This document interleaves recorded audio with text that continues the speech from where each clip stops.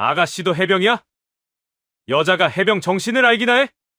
민간 등산로에서 버젓이 정복을 입고 술판을 벌이는 선배라는 이름의 군인들. 그리고 그들의 짐꾼이 되어 온갖 수발을 들며 한 인간의 영혼이 무참히 파괴되고 있는 젊은 부사관. 그 모든 것을 외면하고 그저 지나치려던 조직의 거대한 침묵에 순응하려던 한 사람. 바로 그 순간 그녀는 결심합니다. 이 썩어 빠진 왕국의 방관자가 아닌 가장 냉혹하고 무자비한 심판관이 되기로. 여러분, 오늘도 편안한 시간 보내고 계신가요? 여러분의 일상을 댓글로 공유해 주시면서 오늘의 이야기가 흥미로우셨다면 잊지 마시고 구독과 좋아요 한 번씩 꼭 눌러주시면 감사하겠습니다. 이야기 지금 바로 시작하겠습니다. 10월의 마지막 토요일. 경상북도 포항시 북구에 자리한 내연산은 이른 아침부터 가을의 절정을 뽐내고 있었다. 밤사이 내린 이슬을 머금은 단풍잎들이 계곡을 따라 붉고 노란 수채화를 그려냈고 차갑지만 상쾌한 공기는 산을 찾는 이들의 폐부를 깊숙이 파고들었다. 보경사를 지나 본격적인 등산로에 접어드는 길목, 아직은 한산한 시간이었다. 키 170cm가 조금 넘는 다부진 체격의 한 여성이 등산 스틱 길이를 조절하며 몸을 풀고 있었다. 이름은 강지우, 나이는 43. 그녀의 직업은 군인이었고 계급은 대한민국 해병대 대령이었다. 현재 해병대사령부 감찰실에서 근무하는 그녀에게 주말의 단독 산행은 단순한 취미 이상의 의미를 가졌다. 그것은 흐트러진 정신을 가다듬는 명상이자 일주일간 쌓인 스트레스를 풀어내는 의식이었으며 무엇보다 다음 임무를 위한 체력을 단련하는 훈련의 연장이었다. 검은색 등산복과 모자, 기능성을 강조한 배낭. 그녀의 차림새는 여느 등산객과 다를 바 없었지만 꼿꼿하게 편 허리와 흔들림 없는 시선, 절도 있는 몸짓에서는 군인 특유의 기운이 은은하게 배어나왔다. 그녀는 가벼운 스트레칭을 마치고 익숙한 듯 연산 폭포 방향으로 발걸음을 옮겼다. 계곡을 따라 흐르는 물소리와 이따금씩 들려오는 산새 소리가 평화로운 교향곡처럼 귓가를 간지렸다. 등산을 시작한 지 20분쯤 지났을까. 고요하던 산의 평화를 깨는 소음이 등 뒤에서부터 서서히 다가오기 시작했다. 처음에는 여러 사람의 말소리려니 했지만 거리가 가까워질수록 그것은 평범한 등산객의 대화가 아님을 알 수 있었다. 핫, 둘, 셋, 넷. 귀신 잡는 해병대. 안 되면 될 때까지. 산 전체를 쩌렁쩌렁 울리는 우렁찬 구호 소리. 강지우 대령은 미간을 살짝 찌푸리며 걸음을 멈추고 뒤를 돌아보았다. 50m쯤 뒤 산길을 오르는 한 무리의 사람들이 시야에 들어왔다. 어림잡아 10대 명. 그들의 복장은 등산객의 것이 아니었다. 선두에 선 남자는 붉은색 바탕에 해병대 글자와 앵카 문양이 새겨진 깃발을 들고 있었고 무리의 대다수는 눈에 띄는 붉은색 티셔츠나 바람막이를 맞춰 입고 있었다. 해산맥 산악회라는 글자가 등판에 큼지막하게 박혀 있었다. 문제는 그들 중 일부의 복장이었다. 예비역으로 보이는 몇몇 중년 남성들은 각이 잡힌 해병대 정복을 그대로 입고 있었다. 정복 위에 바람막이 점퍼를 걸친 사람도 있었지만 두어 명은 아예 작정이라도 한 듯 단추를 목까지 모두 채우고 정모까지 쓴 마치 공식 행사에 참석하는 듯한 모습이었다. 민간인들이 함께 오르는 국립공원 등산로에서 취할 차림으로는 명백히 부적절했다. 해병대 전후의 산악 모임인가 하지만 정복은 너무 나갔군. 강지우는 속으로 혀를 차며 다시 앞을 보고 걸음을 옮겼다. 모른 척 지나치는 게 상책이라 생각했다. 오늘은 복잡한 일에 얽히고 싶지 않았다. 그저 조용히 산을 즐기고 싶을 뿐이었다. 하지만 그들의 소음은 점점 더 커지며 그녀의 평화를 방해했다. 그들은 좁은 등산로를 거의 점령하다시피 하며 올라왔고 마주 내려오는 등산객들은 길 한쪽으로 비켜서서 그들이 지나가기를 기다려야만 했다. 아이의 손을 잡고 산책 나온 젊은 부부는 아이의 귀를 막아주며 불편한 표정을 감추지 못했고 지팡이를 짚은 노인은 그들의 요란한 행태에 고개를 절레절레 저었다. 어이, 거기 민간인 양반. 해병 몇 기야? 기숫발도 모르는 거 보니 딴 게 출신인가 보네. 하하.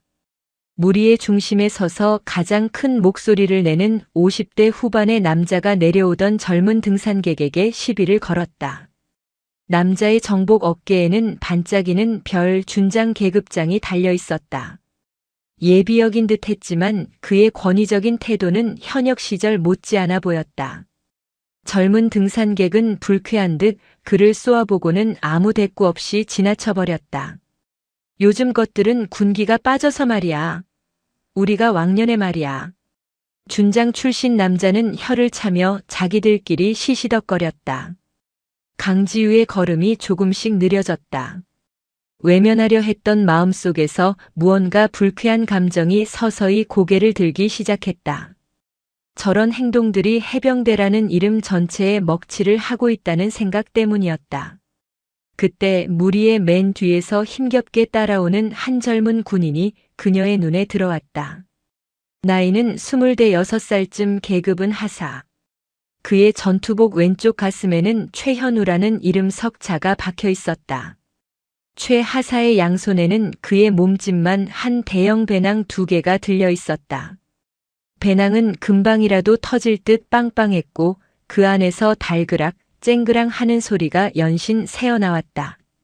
자세히 보니 배낭 옆 그물망에는 막걸리통과 소주병 여러 개가 위태롭게 꽂혀 있었다. 김치통으로 보이는 붉은 플라스틱 용기도 배낭 뚜껑 밖으로 삐져나와 있었다. 누가 봐도 그는 짐꾼이었다. 야, 최하사. 꾸물거리지 말고 빨리빨리 안 따라와.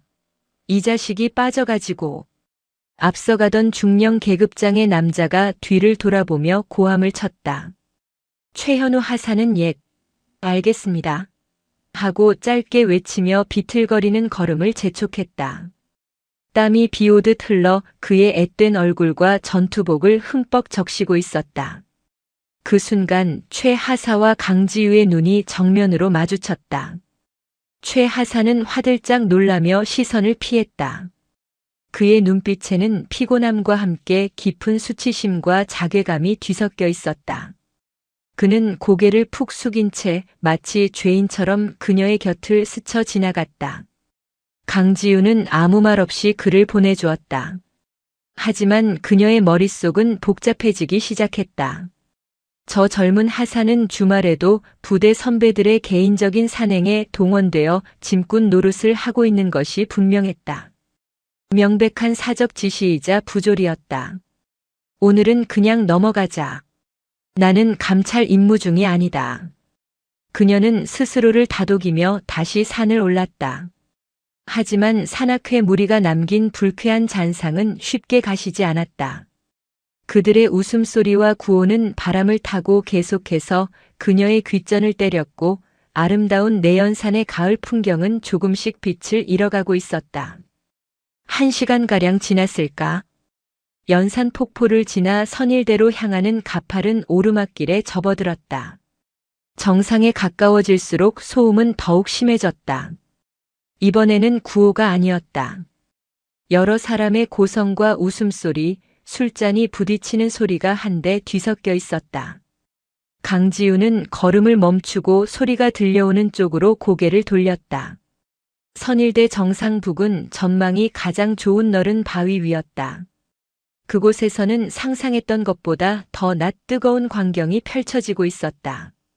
대형 돗자리 여러 개가 바위를 뒤덮고 있었고 그 위에는 족발과 보쌈, 각종 전과 회까지 마치 잔치집처럼 음식이 푸짐하게 차려져 있었다. 수십 병은 좋게 넘어 보이는 막걸리와 소주병들이 여기저기 널브러져 있었다. 김치와 마늘 냄새, 술 냄새가 진동하며 맑은 산 공기를 더럽히고 있었다. 정복과 붉은 단체복을 입은 해산맥 산악회 회원들은 바위 곳곳에 둘러앉아 그야말로 난장판을 벌이고 있었다. 자, 회장님. 제가 한 잔 올리겠습니다. 필승.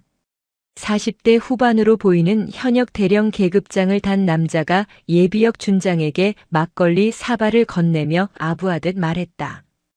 그의 이름은 황인철이었다. 산악회의 부회장을 맡고 있는 듯 했다. 그래, 황 대령. 역시 해병은 이래야 마시지. 산 정상에서 마시는 막걸리 맛, 이거 모르는 놈들은 인생 헛산 거야. 자, 다 같이 원샷. 산악회 회장인 오태식 예비역 준장이 막걸리 사발을 높이 쳐들며 호기롭게 외쳤다. 필승. 사람들이 일제히 잔을 부딪히며 화답했다. 쨍 하는 소리가 산 정상에 울려 퍼졌다. 강지우는 조금 떨어진 나무 뒤에 서서 그 광경을 말없이 지켜보았다. 표정에는 변화가 없었지만 그녀의 눈빛은 얼음장처럼 차갑게 식어가고 있었다. 정상에는 그들만 있는 것이 아니었다. 아름다운 풍경을 배경으로 사진을 찍거나 잠시 쉬어가려던 다른 등산객들도 있었다. 하지만 모두 그들의 소란과 험악한 분위기에 눌려 가장자리로 물러나 있거나 아예 자리를 피해 서둘러 하산하고 있었다. 한 가족은 아이들이 뭘 배울까 두려운 듯 서둘러 자리를 떴고 젊은 연인은 진짜 최악이다라고 작게 속삭이며 눈살을 찌푸렸다. 야, 최하사. 술 떨어졌다. 가서 막걸리 더 가져와. 황인철 대령이 돗자리 한쪽에 쪼그려 앉아있는 최현우 하사에게 손가락질하며 명령했다. 황 대령은 정복 단추를 가슴까지 풀어 헤치고 다리를 쭉 뻗은 채 거만하게 앉아 있었다. 얼굴은 이미 술기운으로 벌겋게 달아올라 있었다. 최 하사는 말없이 일어나 구석에 놓아두었던 배낭으로 향했다. 그의 손이 미세하게 떨리고 있었다. 그는 주섬주섬 막걸리 2통을 더 꺼내 황 대령의 잔부터 채워주었다. 이게 바로 해병의 품격 아니겠어. 품격. 황 대령은 잔을 받아들며 만족스러운 듯 외쳤다. 옆에 앉아있던 박상훈 중령이 웃으며 박수를 쳤다. 산악회 총무를 맡고 있는 그는 연신 스마트폰을 꺼내 사진을 찍어댔다. 회장님, 부회장님, 여기 보시고 한번 웃어주십시오. 오늘 사진 제대로 찍어서 우리 산악회 밴드에 올려야 합니다. 해병의 기상을 널리 알려야죠. 오태식 예비역 준장은 기름진 족발을 손으로 집어뜯으며 카메라를 향해 활짝 웃어 보였다. 다른 사람들도 술잔을 들고 왁자지껄 모여들어 포즈를 취했다. 정복을 입은 채 술에 취해 흐트러진 모습으로. 그들은 그것이 해병의 기상이라 믿고 있는 듯 했다. 그때였다. 강지우가 더 이상 지켜볼 수 없다는 듯 조용히 그들을 향해 걸음을 옮기기 시작했다. 그녀의 등산화는 소리 없이 바위를 밟았다. 술에 취해 자기들만의 세상에 빠져있던 산악회 회원 중 누구도 그녀의 접근을 눈치채지 못했다. 강지우는 돗자리로부터 5걸음 정도 떨어진 곳에 멈춰 섰다. 그리고는 아무 말 없이 그들을 응시했다. 차가운 침묵이었다. 바람이 잠시 멎었다. 선일대 정상의 소란스럽던 공기가 순간적으로 얼어붙었다. 술잔을 부딪히던 소리, 왁자지껄하던 웃음소리가 모두 사라진 자리에 어색한 정적이 내려앉았다. 붉은 단체복을 입은 수십 명의 시선이 일제히 한 곳으로 향했다. 검은 등산복 차림의 여성 강지우 대령이었다. 가장 먼저 침묵을 깬 것은 산악회 총무인 박상훈 중령이었다. 그는 스마트폰을 든 채 어색하게 웃으며 말했다. 저기, 등산객이시면 이쪽은 저희가 잠시 행사를 하고 있어서 다른 쪽으로 좀. 하지만 그의 말은 끝을 맺지 못했다. 강지우의 시선이 그를 향하지 않았기 때문이었다. 그녀는 술에 취해 돗자리에 비스듬히 누워있던 황인철 대령과 그 옆에서 거들먹거리며 족발을 뜯고 있던 오태식 예비역 준장을 정면으로 응시하고 있었다. 술기운이 오른 황인철 대령이 기분 나쁜 듯 인상을 찌푸리며 일어섰다. 현역 해병대 1사단 이연대장. 포항 일대에서는 그의 위세가 하늘을 찔렀다. 뭡니까, 아줌마? 남들 노는 데 와서 초 치지 말고 그냥 갈 길 가쇼. 여긴 우리 해병대 해산맥 산악회 자리니까. 그의 목소리에는 짜증과 오만함이 가득했다. 민간인 여자가 감히 자신들의 성역에 끼어든다는 불쾌감의 표현이었다. 강지우는 한 걸음 더 다가섰다. 그녀의 차분하지만 단호한 목소리가 소음이 사라진 정상에 울려 퍼졌다. 실례합니다. 지나가려던 등산객이 아닙니다. 그녀는 정복을 입은 황인철 대령과 오태식 예비역 준장을 정확히 가리켰다. 두 분께 말씀드립니다. 군인복제령 제10조 군복의 착용 구분 및 공무원 행동 강령 제13조 품위 유지 위반으로 보입니다. 민간인이 이용하는 공공장소 및 등산로에서의 정복 착용 음주, 고성 방가 등의 소란 행위는 명백한 규정 위반입니다. 그녀의 입에서 군인복제령, 공무원 행동 강령 같은 전문 용어가 막힘없이 흘러나오자 좌중은 순간 당황했다. 하지만 그 당황은 곧 비웃음으로 바뀌었다. 술기운은 이성을 마비시키고 오만함을 부추겼다. 오태식 예비역 준장이 들고 있던 족발뼈를 바위 틈에 던지며 껄껄 웃었다. 하하, 이 양반이 지금 뭐라고 하는 거야? 군인복제령? 아가씨, 혹시 남편이 군인이야? 아니면 아들이 해병대라도 나왔나? 우리가 누군 줄 알고 감히 훈계를 해. 그의 말에 주변 회원들이 다시 긴장을 풀고 키득거리기 시작했다. 회장님 말씀이 맞습니다. 여자가 해병 정신을 알랑까 모르겠네. 이리 와서 막걸리나 한 잔 받으쇼. 우리가 특별히 해병의 기상을 보여줄게. 황인철 대령도 거들었다. 그는 강지우의 위아래를 훑어보며 경멸적인 미소를 지었다. 아줌마, 우리가 그냥 좋게 좋게 넘어가려고 했는데 지금 당신 군무 방해하는 거야. 내가 누군지 알아? 나 포항 1사단 이연대장 황인철 대령이야. 당장 안 꺼져? 그는 연대장이라는 직책에 힘을 주며 노골적으로 위협했다. 그 순간 구석에서 이 모든 것을 지켜보던 최현우 하사의 얼굴이 새하얗게 질렸다. 자신의 직속 상관인 연대장이 저렇게까지 막 나가는 모습에 공포를 느낀 것이다. 강지우의 표정에는 미동도 없었다. 그녀는 천천히 자신의 등산 조끼 주머니로 손을 가져갔다. 제 신분을 밝히기 전에 마지막으로 경고합니다. 지금 즉시 음주 행위를 중단하고 불법 착용한 정복을 환복하십시오. 그리고 이 모든 쓰레기와 음식물을 정리하여 즉시 하산하십시오. 이 아줌마가 진짜 보자 하니까. 황인철 대령의 인내심이 바닥났다. 그가 강지우에게 손가락질하며 다가오려는 순간이었다. 황 대령. 강지우의 입에서 그의 계급과 이름이 정확히 호명되었다. 황인철은 우뚝 멈춰 섰다. 상급자에게는 경례부터 하는 게 순서 아닌가. 뭐라고? 황인철의 눈이 의심으로 가득 찼다. 상급자? 이 여자가? 강지우는 주머니에서 자신의 스마트폰을 꺼냈다. 그리고는 녹화 버튼이 켜진 카메라를 그들에게 돌렸다. 포항 1사단 이연대장 황인철 대령. 본인 음주 사실 및 민간인 위협 사실 영상으로 기록되었습니다. 또한 예비역 장성에게 사적 충성을 다하는 현역 지휘관의 모습 잘 봤습니다. 황인철의 얼굴에서 술기운이 순식간에 사라졌다. 그의 동공가 심하게 흔들렸다. 녹화? 사적 충성? 이것은 단순한 해프닝이 아니었다. 당신 도대체 뭐야? 강지우는 스마트폰을 내리고 그를 똑바로 응시했다. 그녀의 눈빛은 내연산의 가을 공기보다 더 차가웠다. 해병대사령부 감찰실 감찰과장.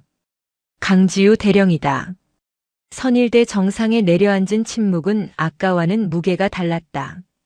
그것은 공포가 만들어낸 진공 상태의 침묵이었다. 감찰실. 그 세 글자는 현역 군인에게 있어 저승사자의 이름과도 같았다. 특히 지휘관들에게는 더욱 그랬다. 감찰실? 총무를 맡고 있던 박상훈 중령이 더듬거리며 뒷걸음질 쳤다. 그의 손에서 스마트폰이 툭 하고 돗자리 위로 떨어졌다. 황인철 대령은 마치 시간이 멈춘 듯 그 자리에 못 박혀 있었다. 사령부 감찰실. 그것도 과장. 자신과 같은 대령 계급이었지만 그 보직이 갖는 무게는 연대장 따위와는 비교할 수 없었다. 감찰실 과장은 장군들의 목까지 겨눌 수 있는 칼자루였다. 필승. 황인철의 입에서 뒤늦게 경례 구호가 터져 나왔다. 술에 취해 비틀거리던 몸은 어디 가고 공포에 질린 몸이 반사적으로 차려 자세를 취했다. 하지만 이미 늦었다. 그의 경례는 그가 저지른 모든 잘못을 시인하는 항복 선언처럼 들렸다. 필승. 박상훈 중령도 황급히 일어나 거수 경례를 붙였다. 다른 현역 군인 몇 명도 굳은 얼굴로 자리에서 일어났다. 유일하게 상황 파악이 늦은 것은 오태식 예비역 준장이었다. 아니, 감찰실? 감찰실이 여긴 어쩐 일이야? 현역도 아닌데. 강 대령. 이건 그냥 우리 동문들끼리. 친목도모. 오해입니다. 오해. 강지우는 오 준장에게는 시선도 주지 않고 얼어붙은 황인철 대령에게 명령했다. 황인철 대령. 지금 즉시 현장 정리하고 하산한다. 이연대 소속 최현우 하사는 즉각 원대 복귀 조치시키도록. 그리고 황 대령과 박상훈 중령은 월요일 9시 정각까지 사령부 감찰실로 출두한다. 그녀의 목소리는 한치의 감정도 없이 건조했지만 그 어떤 고함보다 무서운 권위를 담고 있었다. 예. 알겠습니다. 황인철 대령이 공포에 질려 대답했다. 그리고 강지우는 말을 이었다. 최현우 하사는 여기서 대기한다. 복귀는 나와 함께한다. 예. 아닙니다. 강 대령님. 제 부하입니다. 제가 책임지고. 황인철이 다급하게 말하려 했다.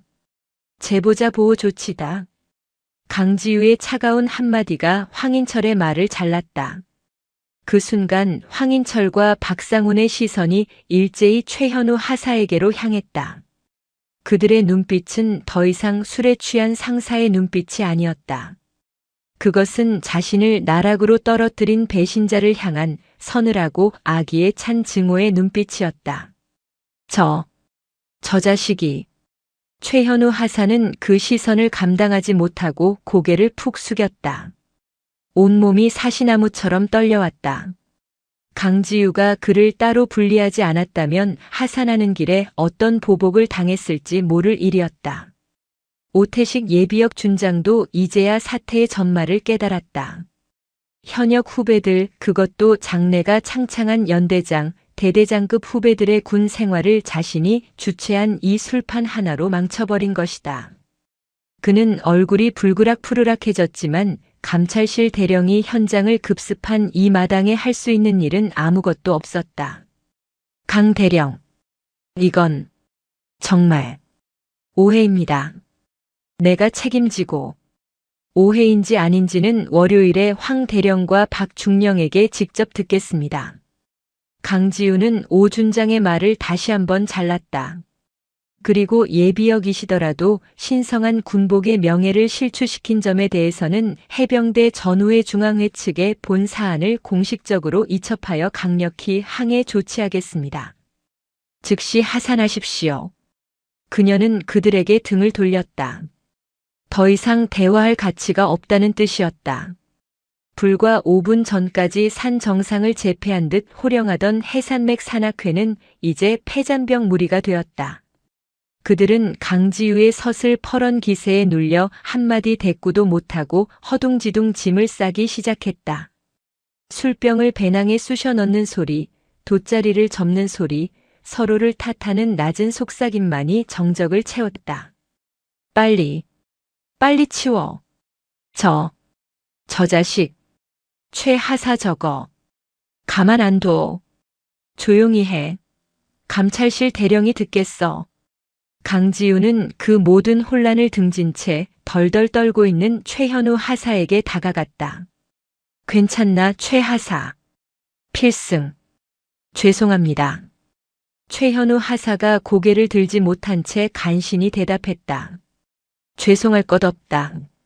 강지우가 그의 어깨를 가볍게 두드렸다. 자네가 할 일을 한 거다. 진짜 해병은 저런 게 아니니까. 최 하사는 그 말에 울컥 차오르는 것을 참으려 입술을 깨물었다. 내연산 정상의 공기는 다시 맑아지는 듯 했지만 그 중심에는 폭풍이 휩쓸고 간 뒤에 무거운 고요함이 내려앉아 있었다. 선일대 정상에 내려앉은 침묵은 굴욕의 무게를 고스란히 담고 있었다. 불과 10분 전 산 정상을 전세낸 듯 호령하던 오태식 예비역 준장과 황인철 대령의 얼굴은 이제 술기운이 아닌 모멸감과 분노로 붉게 물들어 있었다. 치워라. 당장. 황인철 대령이 억눌린 목소리로 고함을 질렀다. 그의 시선은 강지우 대령을 향하지 못하고 엉망이 된 돗자리에 꽂혀 있었다. 해병 대사령부 감찰실 과장. 그 같은 대령 계급장을 달고 있었지만 해병대 1사단 예하 연대장에 불과한 자신이 감히 맞설 수 있는 상대가 아니었다. 감찰실은 사령관 직속으로 사단장의 지휘 계통마저 무시하고 직보를 올릴 수 있는 막강한 권한을 가진 조직이었다. 산악회 회원들은 허둥지둥 움직이기 시작했다. 막걸리병을 쑤셔 넣던 배낭이 터져 김치 국물이 흘러나왔고 누군가는 족발뼈를 치우다 바위 틈에 미끄러질 뻔했다. 아까의 그 호기롭던 해병의 기상은 온데간데 없었다. 이봐, 강 대령. 아니, 강 후배. 이 상황을 도저히 받아들일 수 없었던 오태식 예비역 준장이 강지우에게 다가왔다. 그는 억지 미소를 지으며 목소리를 낮췄다. 우리 다 같은 해병 아닌가? 응? 내가. 오태식이야. 사관학교 3X기 자네보다 한참 선배 아닌가? 주말에 후배들하고 단합 좀 하려던 걸 가지고. 이렇게까지 해야겠나? 황 대령, 저 친구 저거. 내년에 장군 진급 심사 들어가야 하는 친구야. 자네가 여기서 이렇게. 응? 그는 선배와 해병이라는 단어를 강조하며 노골적인 회유를 시도했다. 강지우는 그제야 오 준장에게로 고개를 돌렸다. 그녀의 시선에는 어떤 감정도 실려 있지 않았다. 오태식 장군님. 선배님이시라면 더더욱 모범을 보이셨어야 합니다. 아니, 모범이라니. 해병의 명예는 선배라는 이름으로 부조리를 묵인하고 단합이라는 명목으로 군 기강을 무너뜨리는 곳에 있지 않습니다. 강지우는 바위 틈에 아무렇게나 버려진 담배꽁초 하나를 등산화 끝으로 가리켰다. 선배님께서 말씀하시는 해병이 정복 입고 산 정상에서 술판 버리고 민간인 등산객에게 시비 걸고 쓰레기 버리는 모습입니까? 제가 아는 해병은 그런 모습이 아닙니다. 그리고 황인철 대령의 진급 심사는 제가 아니라 오늘 이곳 내연산 정상에서 그 모습을 지켜본 수많은 포항 시민이 평가할 겁니다. 즉시 하산하십시오.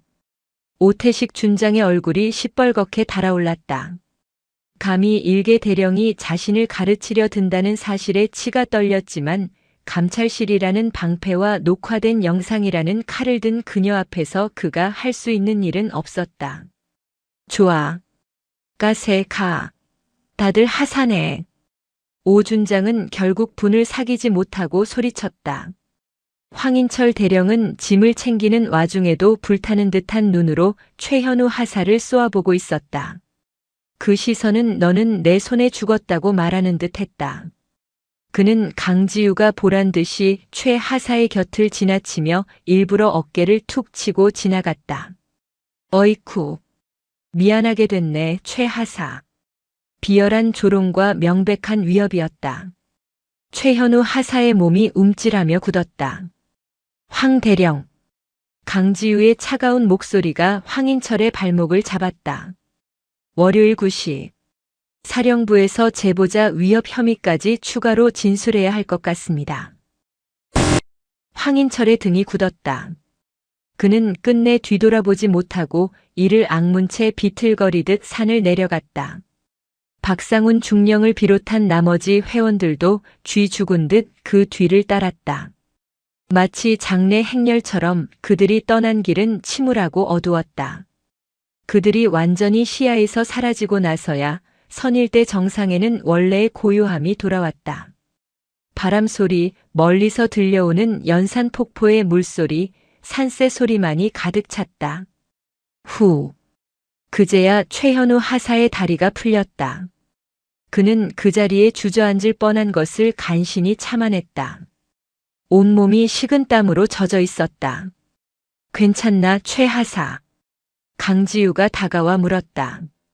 그녀의 목소리는 아까의 얼음장 같던 어조가 아니었다. 따뜻하지는 않았지만 굳건한 신뢰가 담긴 선임의 목소리였다. 필승. 괜찮습니다. 안지. 강지우는 자신의 배낭을 열어 보온병을 꺼냈다. 그리고 뚜껑에 따뜻한 물을 따라 최 하사에게 건넸다. 마셔. 놀랐을 테니.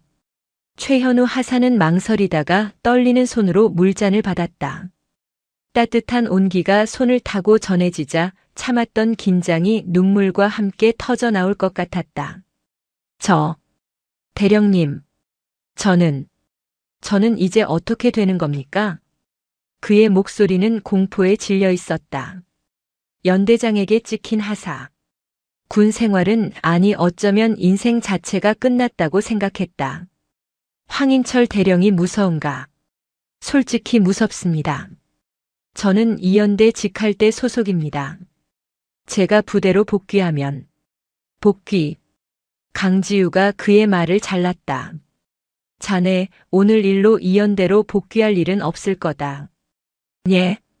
내가 왜 황 대령 면전에서 자네를 제보자라고 특정하고 나와 함께 복귀시킨다고 했을 것 같나? 그게 자네를 보호하는 가장 확실한 방법이기 때문이다. 강지우는 최 하사의 옆 바위에 걸터 앉으며 말을 이었다. 황 대령이 지금 가장 두려워하는 건 뭘까? 진급누락? 보직 해임? 아니. 그보다 더 무서운 건 이 일이 사령관님 귀에 들어가는 거다. 그런데 내가 자네를 감찰실 보호 대상으로 지정하는 순간 이 사건은 더 이상 연대장 하사 간의 문제가 아니라 사령부 감찰실 1사단의 공식적인 사건이 된 거다. 만약 자네가 복귀했는데 머리카락 하나라도 다친다? 그건 황 대령이 사령관님께 정면으로 반기를 드는 것과 같아. 아무리 그가 무모해도 그 정도 깡은 없어. 최 하사. 자네가 오늘 한 일은 그저 부조리를 고발한 게 아니다. 해병대의 명예를 지킨 거다. 자네가 왜 제보를 결심했는지 물어봐도 되나? 최 하사는 물잔을 쥔 손을 내려다보았다. 저는 솔직히 처음에는 그냥 참으려고 했습니다. 주말에 불려나와 짐꾼 노릇하는 것도 막내니까 할 수 있다고 생각했습니다. 그런데 산을 오르면서 다른 등산객분들 표정을 봤습니다.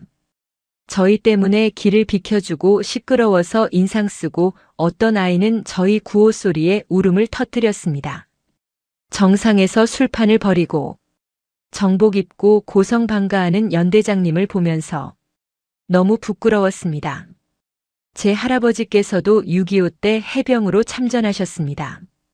평생 해병대 자부심 하나로 사셨는데 저분들이 말하는 해병 정신이 과연 할아버지가 지키려 했던 그것과 같은 건지 이건 아니라고 생각했습니다.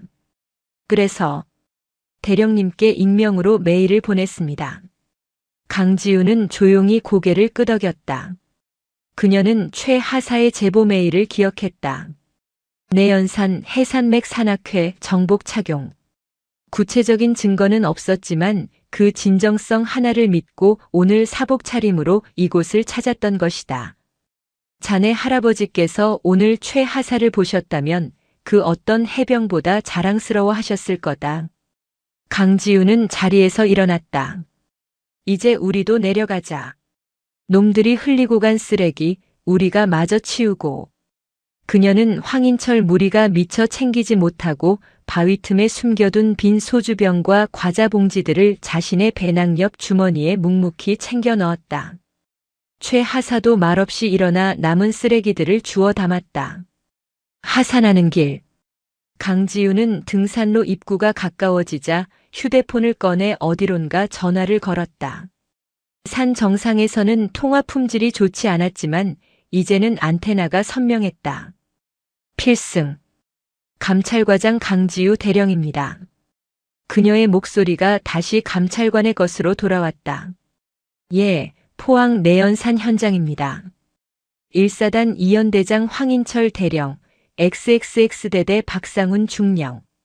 군인복제령 위반, 품위유지 의무 위반, 사적 지시 및 제보자 위협 혐의 확인했습니다.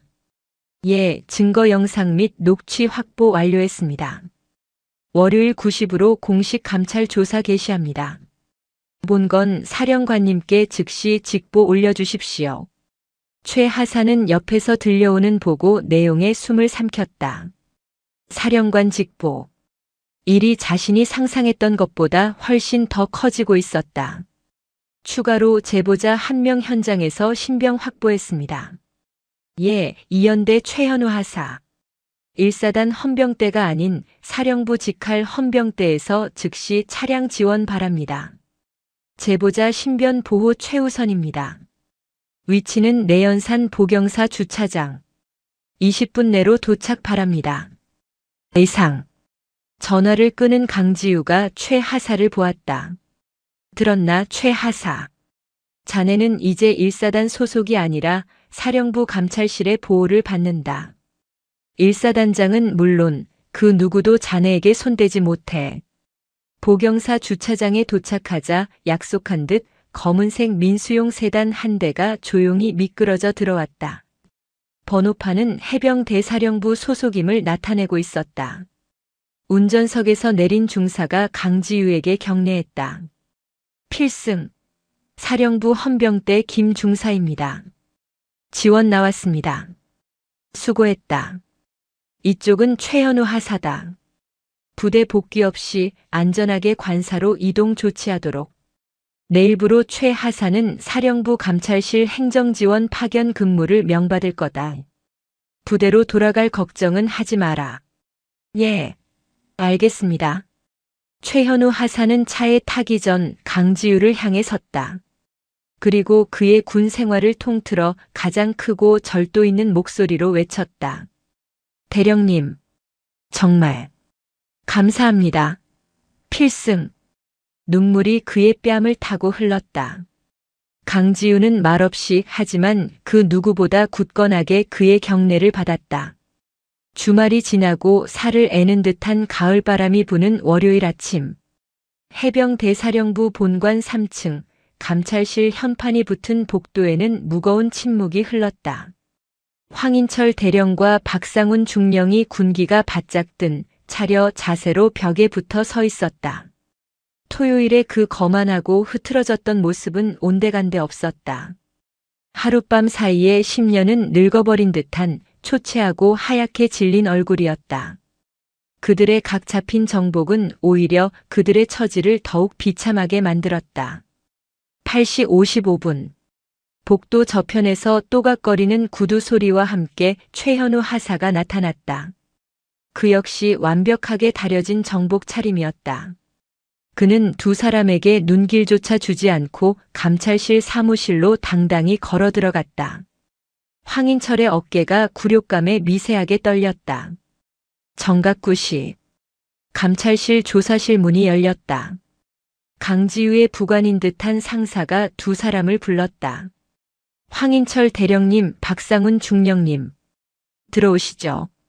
조사실은 차가웠다. 긴 테이블 저편에 강지우 대령이 앉아 있었다. 그녀 역시 완벽한 정복 차림이었고 어깨의 붉은 대령 계급장은 그 어떤 권위보다 빛나고 있었다. 그녀는 일어서지도 경례를 받지도 않았다. 그녀는 테이블 위에 놓인 두꺼운 파일과 영상이 재생되고 있는 노트북 화면을 번갈아 보다가 마침내 고개를 들어 두 사람을 응시했다. 앉으시죠. 두 분. 황인철과 박상훈이 딱딱하게 굳은 채 자리에 앉았다. 그럼 내연산 선일대 정상에서 있었던 일에 대해 하나씩 아주 자세하게 진술해 주시기 바랍니다. 강지우 대령의 차가운 목소리가 조사실을 울렸다. 그것은 부끄러웠던 해병의 이름을 바로잡는 서슬퍼런 심판의 시작이었다. 조사실의 공기는 차가운 형광등 불빛 아래 굳어 있었다. 강지우 대령은 책상 위 노트북을 돌려 황인철 대령과 박상훈 중령을 향하게 했다. 화면에는 토요일 선일대 정상에서 벌어졌던 추태가 고스란히 재생되고 있었다. 강지우가 촬영한 영상이었다. 이게 바로 해병의 품격 아니겠어. 스피커를 통해 황인철 대령 자신의 목소리가 울려 퍼지자 그의 얼굴 근육이 경련하듯 떨렸다. 박상훈 중령은 아예 고개를 숙이고 시선을 피했다. 황인철 대령. 강지우가 서류에서 눈을 떼지 않은 채 물었다. 본인 맞습니까? 맞습니다. 민간 등산로에서 정복 착용, 음주, 고성방가, 민간인 위협. 그리고 상급자인 저에게 아줌마라고 칭하며 위협한 사실까지 모두 인정합니까? 황인철은 입술을 깨물었다. 인정하는 순간 모든 것이 끝장이었다. 하지만 영상이라는 명백한 증거 앞에서 부인할 수도 없었다. 저기 강 대령님. 그건 주말에 예비역 선배님 모시고 산악회 친목 행사라 술이 좀 과해서 실언을 한 것 같습니다. 오해. 강지우가 그의 말을 잘랐다. 그럼 이건 어떻습니까? 그녀는 노트북 화면을 바꿨다. 이번에 뜬 것은 해산맥 산악회 카카오톡 단체 대화방 캡처 화면이었다. 최현우 하사가 감찰실에 증거로 제출한 자료였다. 황인철 연대장님. 이번 주 토요일 내연산 산행 전원 참석이다. 오태식 장군님 모시는 자리니만큼 각별히 신경 쓰도록. 특히 예비역 선배님들께 우리 1사단 2연대의 기상을 보여드려야 하니 전원 정복 착용할 것. 막내들은 복장에 각별히 신경 쓰고 주류 및 안주 준비에 차질 없도록. 박상훈 중령이 총괄하고 최 하사는 내차 운전 및 짐 운반 담당. 이상. 황 대령. 친목 행사인데 전원 참석을 지시하고 정복 착용을 명령했습니까? 이건 명백한 직권 남용 및 사적 지시입니다. 오태식 장군을 모시는 자리라. 본인 진급 심사에 가산점이라도 받고 싶었습니까? 황인철의 눈이 공포로 흔들렸다. 자신의 야망을 정확히 꿰뚫어 본 한마디였다. 박상훈 중령. 자네가 준비 총괄 아니었나? 나는 그냥. 궁지에 몰린 황인철이 옆에 앉은 박상훈 중령에게 책임을 떠넘기려 했다. 박 중령은 당황하며 고개를 저었다. 연대장님. 그게 무슨.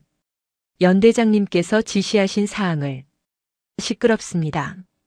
강지우의 차가운 목소리가 두 사람의 다툼을 끊었다. 두 사람 지금 여기가 어딘 줄 압니까? 책임을 전가할 시간에 본인들의 혐의부터 인정하십시오. 강지우는 다음 파일을 열었다. 그것은 최현우 하사의 지난 6개월간의 진술서와 증거 자료였다. 황인철 대령. 토요일의 짐꾼 노릇은 일회성이 아니더군요. 그녀는 한 장의 사진을 화면에 띄웠다. 새벽 4시 칠흑 같은 어둠 속 아파트 지하 주차장에서 찍힌 황인철 대령의 관사 차량 사진이었다. 최현우 하사는 지난 6개월간 주말 평균 1.5회, 총 37회에 걸쳐 대령님의 사적 용무에 동원되었습니다. 토요일 새벽 4시 서울에 있는 자제분의 대학 수시 논술 고사장까지 운전. 일요일 오후 사모님의 백화점 쇼핑 수행. 심지어 평일 저녁에는 관사에서 키우는 애완견 목욕까지 시켰더군요. 맞습니까? 황인철의 얼굴에서 빗물이 완전히 가셨다. 이건 최 하사가 자발적? 강지우는 코웃음을 쳤다. 그럼 이건 뭡니까? 화면에 최 하사의 부대 초과 근무 기록부와 황 대령의 개인 신용카드 사용 내역이 나란히 떴다. 최 하사가 서울로 운전한 날 대령님은 최 하사에게 주말 상황실 보자로 초과 근무를 허위로 달아주었습니다. 명백한 공문서 위조입니다. 그리고 그날 발생한 톨게이트 비용과 주유비 12만 4천 원. 여기 최 하사 개인 카드로 결제된 내역이 있습니다. 부하에게 사적 지시를 내린 것도 모자라 금전적 착취까지 한 겁니다. 황인철은 더 이상 변명할 기력조차 잃었다. 모든 것이 끝났음을 직감했다. 강지우는 마지막으로 박상훈 중령을 보았다. 박상훈 중령. 본인은 연대장의 부당한 지시를 묵인하고 오히려 이에 동조하며 휘하 하급자인 최 하사에게 사적 지시를 재전달했습니다. 산악회 총무라는 명목으로 회계 장부를 조작하고 최 하사를 비롯한 현역 부사관들에게서 거둔 회비를 오태식 예비역 준장에게 상납한 정황도 확인되었습니다. 맞습니까? 박상훈 중령은 결국 무너졌다. 그는 책상에 이마를 박고 흐느끼기 시작했다. 죄송합니다. 정말 죄송합니다. 연대장님 지시라. 거부할 수가 없었습니다. 한 번만 용서해 주십시오. 심판은 끝났다. 강지우는 조사 종료 버튼을 누르고 자리에서 일어났다. 두 사람의 혐의는 오늘부로 감찰실 조사를 종결하고 즉시 해병대사령부 징계위원회 및 법무실로 이첩한다. 지금 즉시 보직 해임 대기 조치하며 본관을 나서는 순간부터 1사단 2연대에 대한 그 어떤 지휘 권한도 행사할 수 없음을 통보한다. 그것은 사실상의 사망 선고였다. 사건의 파장은 예상보다 훨씬 빠르고 거대했다. 사령관 직보는 그만큼 무서운 것이었다. 감찰 조사가 종결된 지 불과 사흘 만에 해병대사령부 정기징계위원회가 소집되었다. 황인철 대령은 모든 혐의가 인정되어 정직 3개월이라는 중징계를 받았다. 정직은 단순한 월급 정지가 아니었다. 진급심사에서 영구히 배제됨을 의미했다. 그의 가슴에 빛나던 연대장 지휘관 배지는 불명예스럽게 반납되었고 내년에 그토록 염원하던 장군 진급의 꿈은 산산조각 났다. 그는 사실상 군 생활의 종언을 고했다. 박상훈 중령 역시 감봉 3개월의 징계를 받고 즉시 보직 해임되었다. 대대장에서 물러난 그는 사령부 내의 한직으로 발령났고 그의 군 경력 역시 그날 내연산 정상에서 끝이 났다. 강지우는 약속대로 해병대 전우회 중앙회에 예비역 장성 품위 손상 및 현역 군인에 대한 부당한 영향력 행사 시도에 대한 공식 문건을 증거 자료와 함께 발송했다. 소식은 삽시간에 퍼져나갔다. 평생 해병이라는 이름 하나로 호가호위하던 그에게 돌아온 것은 존경이 아닌 경멸이었다. 그는 중앙회에서 맡고 있던 모든 고문직과 자문위원직에서 해촉되었다.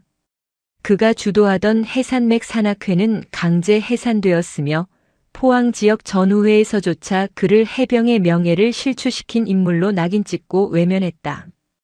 현역들에게 호통치던 그의 영향력은 신기루처럼 사라졌다.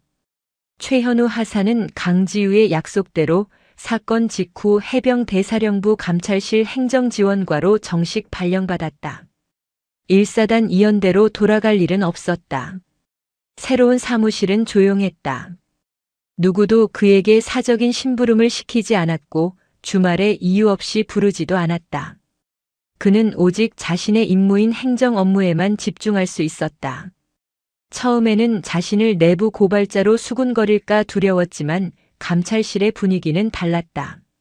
그들은 최 하사를 배신자가 아닌 용기 있는 해병으로 덤덤하게 대했다.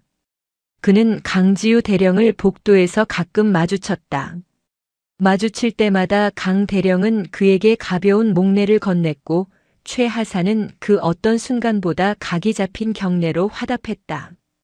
그 짧은 순간의 교감만으로도 그는 자신이 옳은 일을 했다는 것을 매일 확인할 수 있었다. 그해 겨울은 유난히 추웠고 시간은 흘러 이듬해 4월이 되었다. 얼어붙었던 내연산 계곡에 다시 물이 흐르고 연두빛 새순이 돋아나는 완연한 봄날의 토요일이었다. 최현우 하사는 휴가를 내고 다시 내연산을 찾았다. 트라우마를 극복하고 싶어서이기도 했지만 그날 자신이 지키려 했던 것이 무엇인지 다시 확인하고 싶어서였다. 이번에는 무거운 술과 안주가 든 배낭이 아니었다. 물 한 통과 간단한 초콜릿 바가 든 가벼운 등산 배낭이었다. 그의 발걸음은 6개월 전과는 비교할 수 없이 가볍고 당당했다. 보경사를 지나 계곡을 따라 오르자 6개월 전의 기억이 스쳐 지나갔다. 하지만 오늘따라 산새 소리는 유난히 청아하게 들렸고 가족 단위의 등산객들이 서로 웃으며 길을 비켜주는 풍경은 평화롭기 그지없었다. 그는 묵묵히 걸어 마침내 선일대 정상에 올랐다. 그날의 악몽 같던 풍경은 어디에도 없었다. 돗자리와 술병이 난무하던 너른 바위 위에는 이제 땀을 식히는 등산객 서너 명이 조용히 앉아 포항 시내를 내려다보며 물을 마시고 있었다. 최 하사는 바위 끝에 걸터 앉아 준비해 온 물을 마셨다. 차가운 바람이 땀을 식혀주었다. 그가 지키고 싶었던 것은 바로 이 풍경이었다. 이 평범하고 조용한 주말의 평화였다. 그때였다. 익숙한 뒷모습이 시야에 들어왔다. 6개월 전과 같은 검은색 등산복 차림이었지만 오늘은 그녀 혼자가 아니었다. 초등학생으로 보이는 아들과 남편인 듯한 남자가 함께였다. 엄마, 저기 아래 폭포 보여요. 진짜 멋있다. 그러네, 우리 아들. 저기가 연산 폭포야. 조심하고 이리 와서 물 마셔. 가족을 바라보는 그녀의 얼굴에는 그날의 얼음장 같은 표정 대신 따뜻하고 부드러운 미소가 걸려 있었다. 강지우 대령이었다. 최 하사는 자신도 모르게 벌떡 일어섰다. 그녀에게 다가가 인사를 해야 할지 망설였다. 그 순간 강지우가 그를 발견했다. 그녀 역시 잠시 놀란 듯 했지만 이내 부드러운 미소를 지으며 그에게로 천천히 걸어왔다. 오랜만이군, 최 하사. 네. 대령님, 필승. 여긴 어쩐 일이십니까? 보다시피 오늘은 감찰 나온 것 아니고 가족하고 진짜 등산하러 왔네. 강지우가 웃으며 말했다. 사령부 근무는 좀 어떤가? 할만한가? 예, 대령님. 덕분에 아주 잘 지내고 있습니다. 정말 감사합니다. 감사 인사는 내가 받아야지. 강지우는 선일대 정상을 둘러보았다. 덕분에 산이 다시 조용해졌어. 최 하사 덕분이야. 그 말에 최 하사는 가슴이 뜨거워지는 것을 느꼈다. 최 하사. 강지우가 다시 그를 바라보았다. 자네가 생각하는 진짜 해병 정신은 뭔가? 최 하사는 잠시 생각에 잠겼다가 망설임 없이 대답했다. 정의와 자유를 위하여. 입대할 때 배운 그대로인 것 같습니다. 시끄럽게 구호를 외치거나 술을 마시는 게 아니라 지금 이 평화로운 풍경처럼 보이지 않는 곳에서 묵묵히 정의를 지키는 것이라 생각합니다. 강지우는 만족스러운 듯 고개를 끄덕였다. 좋은 대답이다. 그 마음 잊지 말고 군 생활 열심히 하게. 필승. 최 하사가 다시 한번 우렁차게 격려했다. 강지우도 부드러운 미소와 함께 거수 경례로 답했다. 강지우는 가족에게로 돌아갔다. 최현우 하사는 그들의 뒷모습과 평화로운 내연산의 풍경을 한참 동안 바라보았다. 한 번 해병은 영원한 해병. 그날 그는 비로소 그 구호의 진정한 무게를 깨달았다. 그것은 부조리한 전통을 답습하는 굴레가 아니라 한 번 새긴 정의를 영원히 지켜내야 하는 긍지 높은 책임감이었다. 이것도 훈련이다. 악으로, 깡으로 버텨! 원사는 여군을 향해 고함치며 그녀가 실신할 때까지 물 밖으로 나오지 못하게 했습니다. 하지만 그는 알지 못했습니다. 지금 그의 앞에서 숨조차 제대로 쉬지 못하는 그 여군의 진짜 정체를. 여러분은 지금 어디에서 이 이야기를 듣고 계신가요? 댓글로 생각을 나누며 함께 즐겨주세요. 청취 후 좋아요와 구독 버튼을 눌러주시면 오늘 하루의 놀라운 행운이 찾아갈 거예요. 칠흑 같은 어둠이 내려앉은 동해의 새벽은 비릿한 소금기와 차갑게 날이 선 쇠냄새를 동시에 품고 있었다. 경상남도 창원시 진해구에 위치한 해군 해난구조전 때 SSU의 하루는 육지의 시간보다 늘 두어 시간 먼저 시작되었다. 어둠이 채 가시지 않은 막사를 나서는 하설이 하사의 짧게 자른 머리카락 위로 밤새 내린 축축한 해무가 은가루처럼 내려앉았다. 그녀는 이미 일상이 된 습관처럼 길고 깊게 숨을 골랐다. 폐부 깊숙이 스며드는 서늘하고 농밀한 바다 공기가 오히려 혼탁했던 정신을 칼날처럼 벼려주는 듯했다. 고요한 부대의 새벽을 가르는 것은 연병장을 가로지르는 그녀의 단단한 군화 소리뿐이었다. 그 소리에는 한치의 망설임도 불필요한 흐트러짐도 없었다. 이곳 진해는 그녀가 스스로 선택한 지옥이자 동시에 간절히 염원했던 천국이었다. 대한민국 해군 최정예 특수부대라는 불멸의 자부심, 그리고 그 자부심을 강철처럼 지키기 위해 기꺼이 감내해야 할 모든 것들이 이 질척한 새벽 공기 속에 녹아 있었다. 장비실에 들어서자 묵직한 고무 냄새와 금속 특유의 차가운 향이 역하게 코를 찔렀다. 그녀는 마치 자신의 분신처럼 익숙한 잠수 장비 앞에 섰다. 등에 짊어지면 온몸의 뼈마디가 삐걱거리는 듯한 더블 탱크의 육중한 무게, 서늘한 빛을 뿜어내는 레귤레이터, 그리고 어둠 속에서도 생명의 수치를 정확히 알려줄 섬세한 계기판. 이 차갑고 말없는 기계 덩어리들은 깊고 어두운 바닷속에서 그녀의 생명을 지켜줄 유일하고도 절대적인 동반자였다. 능숙하고도 섬세한 손길로 각 부품의 결합 상태를 확인하고 공기압을 꼼꼼히 체크했다. 어젯밤 늦은 시간까지 기름 냄새를 맡아가며 정비해둔 덕에 모든 것이 완벽했다. 그녀의 손길은 여성 특유의 섬세함을 지녔지만 동시에 웬만한 남성 대원들을 압도하는 강한 힘이 넘쳤다. 대부분의 남성 대원들보다도 훨씬 정확하고 신속한 장비 결속 능력은 그녀가 이 거친 사내들의 세계에서 버텨내는 수많은 무기 중 가장 날카로운 것이었다. 새벽부터 연병, 아주 부지런을 떠시네. 하사. 등 뒤에서 면도날처럼 날카롭게 파고드는 목소리에 서리의 손길이 순간 굳었다. 돌아보지 않아도 그 목소리의 주인이 누구인지 짐작하는 것은 어렵지 않았다. 강태식 원사. 그의 목소리는 언제나 기름칠을 제대로 하지 않은 낡은 기계가 긁히는 듯한 불쾌한 소리를 냈다. 기본적인 임무 수행을 위한 준비일 뿐입니다. 서리는 돌아보지 않은 채 오직 눈앞의 장비에만 시선을 고정한 채 대답했다. 이곳에서 감정을 드러내는 것은 곧 패배의 시작이자 약점을 드러내는 짓이라는 것을 그녀는 이미 숱한 경험을 통해 뼛속 깊이 새기고 있었다. 강 원사는 어둠 속에서 거대한 덩치를 천천히 드러냈다. 단단하고 다부진 체격과는 달리 마치 뱀의 그것처럼 가늘고 날카로운 눈매가 그의 음험한 성격을 그대로 보여주고 있었다. 그는 맹수가 사냥감을 살피듯 서리의 주변을 어슬렁거리며 그녀의 장비를 위아래로 훑어보았다. 기본? 그가짜는 기본도 못하는 것들이 수두룩해서 말이야. 특히 너 같은 계집들은 더 그렇지. 그 무거운 거 들 힘은 있고 노골적인 비아냥거림과 경멸이 담긴 말. 하루 이틀 듣는 소리가 아니었다. 서리는 묵묵히 대답을 대신해 더블 탱크를 어깨에 둘러맸다. 육지에서도 좋기 30kg은 훌쩍 넘는 무게가 어깨를 강하게 짓눌렀지만 그녀는 눈썹 하나 까딱하지 않았다. 오히려 허리를 꼿꼿이 세우고 강원사를 정면으로 마주보았다. 그 시선에는 조금의 위축도 두려움도 담겨 있지 않았다. 전혀 문제 없습니다. 강 원사의 입꼬리가 경멸스럽다는 듯 비죽 올라갔다. 그는 서리의 턱끝을 더러운 손가락으로 툭 치며 말했다. 그 행동은 명백한 성희롱이자 모욕이었다. 그 앙칼진 눈깔이 언제까지 가나 한번 보자고.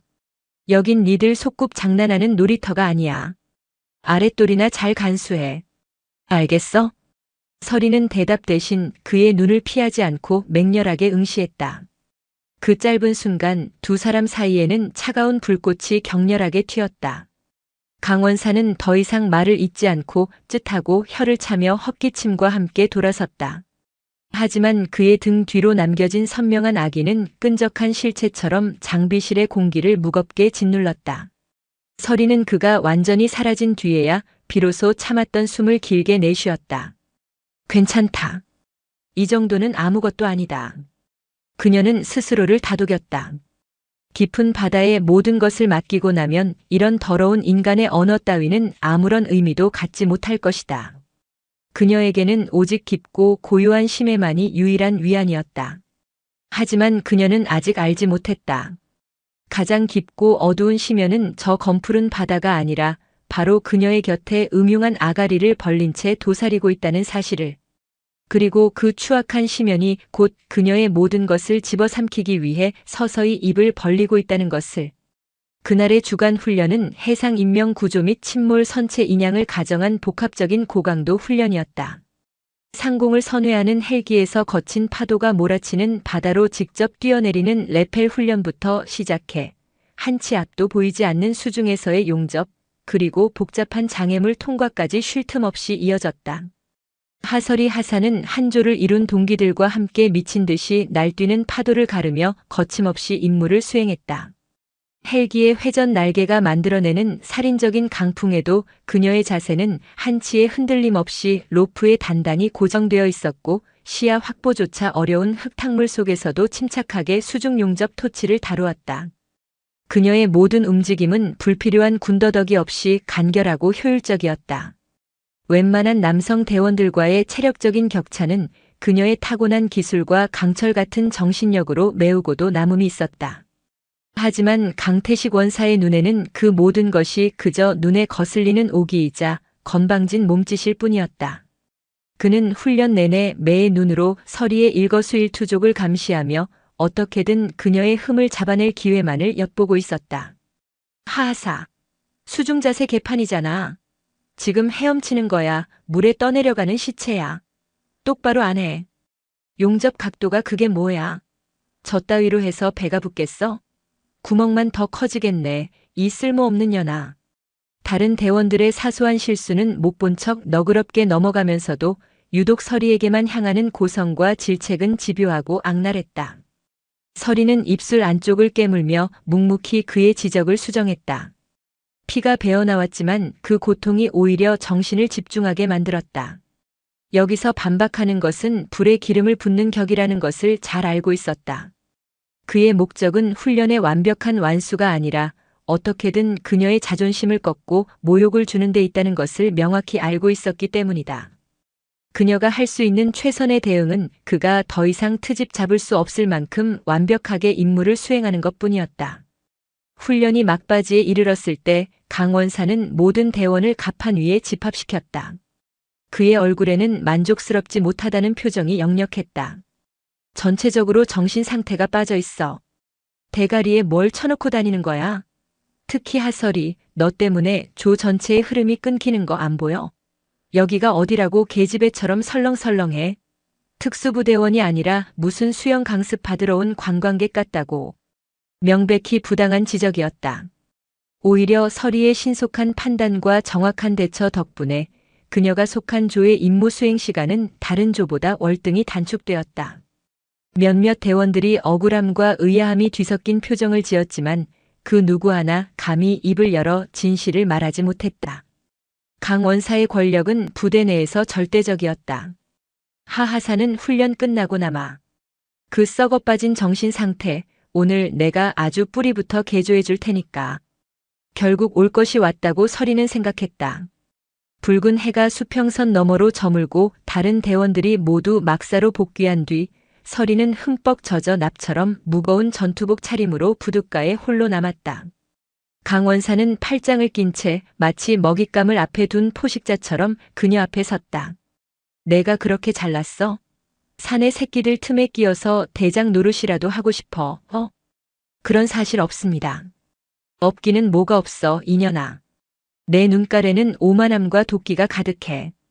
여긴 너 같은 애가 있을 곳이 아니야. 알아들어? 그는 부둣가 한쪽에 아무렇게나 쌓여있는 거대한 폐타이어 더미를 턱으로 가리켰다. 해수에 젖어 원래의 무게보다 몇 배는 더 무거워진 대형 트럭용 타이어들이었다. 저쪽 끝까지 전부 옮겨. 다 옮기기 전까지는 복귀할 생각 꿈도 꾸지 마. 부두의 이쪽 끝에서 저쪽 끝까지는 좋기 100m는 넘어 보였다. 타이어는 어림잡아 수십 개는 좋기 되어 보였다. 이것은 명백한 부당 지시이자 군형법으로도 처벌받을 수 있는 가혹행위였다. 서리는 순간 머리끝까지 치밀어 오르는 분노를 간신히 억눌렀다. 여기서 항명하는 순간 모든 것이 끝장이다.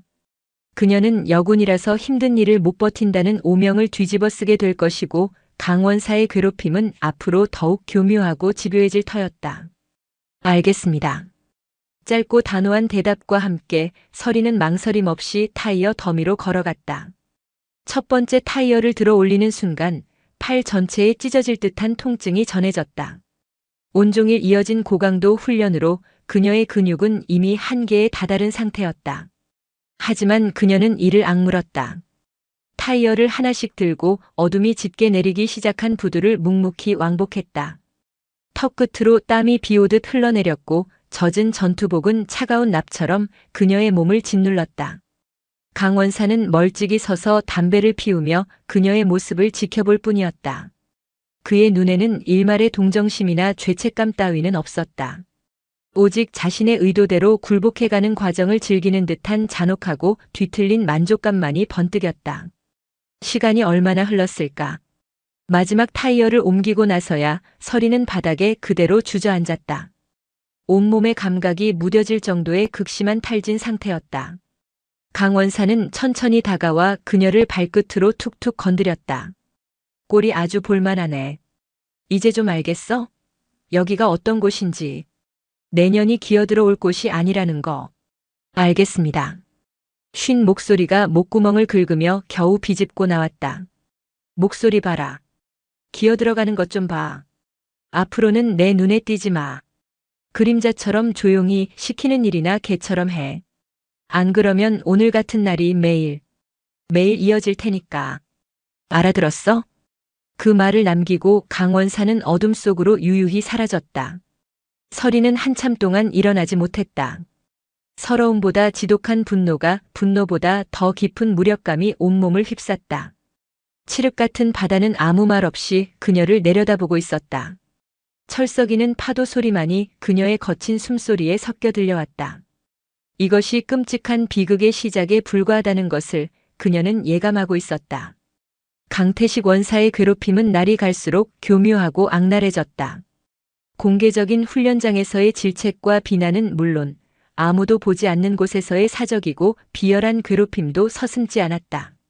식사 시간에 일부러 그녀의 식판을 엎어버리거나 단체 생활에 책임을 물어 개인 정비 시간에 막사 전체 청소를 혼자 시키는 시기였다.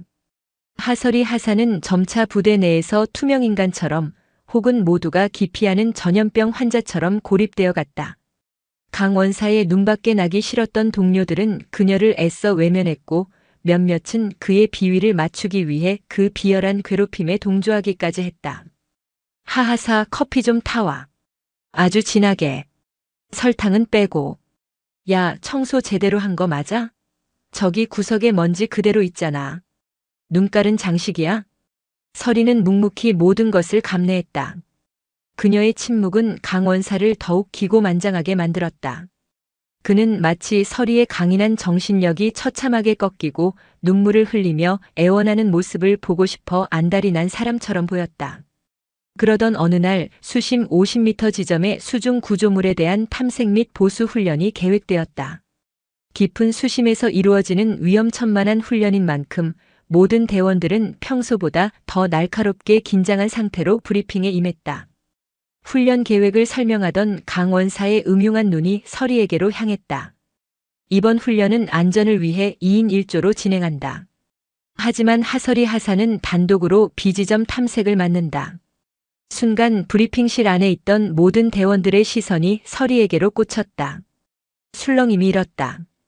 2인 1조, 즉 버디 시스템은 심해 잠수에서 서로의 생명을 지켜주는 최소한의 안전장치였다.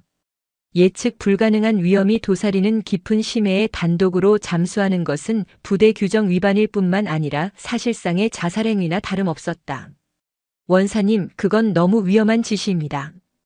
규정에도 어긋납니다. 부임한 지 얼마 되지 않아 아직 부대의 부조리에 완전히 물들지 않은 젊은 장교 김정민 소위가 조심스럽게 이 일을 제기했다. 강 원사의 싸늘하고 경멸적인 시선이 김 소위에게 향했다. 김 소위, 자네가 뭘 안다고 끼어들어? 소위 나부랭이가 뭘 알아? 하하사는 혼자서도 충분히 임무 수행이 가능한 우리 부대 에이스야. 자네보다 훨씬 낫다고. 안 그런가 하하사? 그의 말에는 거부할 수 없는 압박과 협박이 담겨 있었다. 여기서 못하겠습니다라고 말하는 순간 그녀는 실력도 없으면서 동료들에게 폐나 끼치는 존재, 여군이라서 특별 대우나 바라는 나약한 존재로 낙인 찍힐 것이 분명했다. 서리는 주먹을 꽉 쥐었다. 손바닥 안으로 날카롭게 파고드는 손톱의 아픔이 오히려 혼미했던 정신을 깨웠다. 할 수 있습니다. 그녀의 대답에 강 원사는 만족스럽다는 듯 역겨운 미소를 지었다. 김소희는 안타깝고 분한 표정을 지었지만 더 이상 아무 말도 하지 못했다. 다른 대원들은 약속이나 한 듯 일제히 시선을 피했다. 거대한 침묵의 카르텔 속에서 그녀는 철저하게 혼자였다. 그녀의 생명은 오직 그녀 자신에게 달려 있었다. 잠수 직전 묵직한 장비를 챙기는 서리에게 한 동기가 조용히 다가왔다. 평소 그녀에게 살갑게 대하지는 않았지만 그렇다고 악의적으로 군 적도 없는 대원이었다. 하하사, 정말 괜찮겠어? 강 원사 저거 완전 미친 짓이야. 사람이 아니라고. 괜찮아.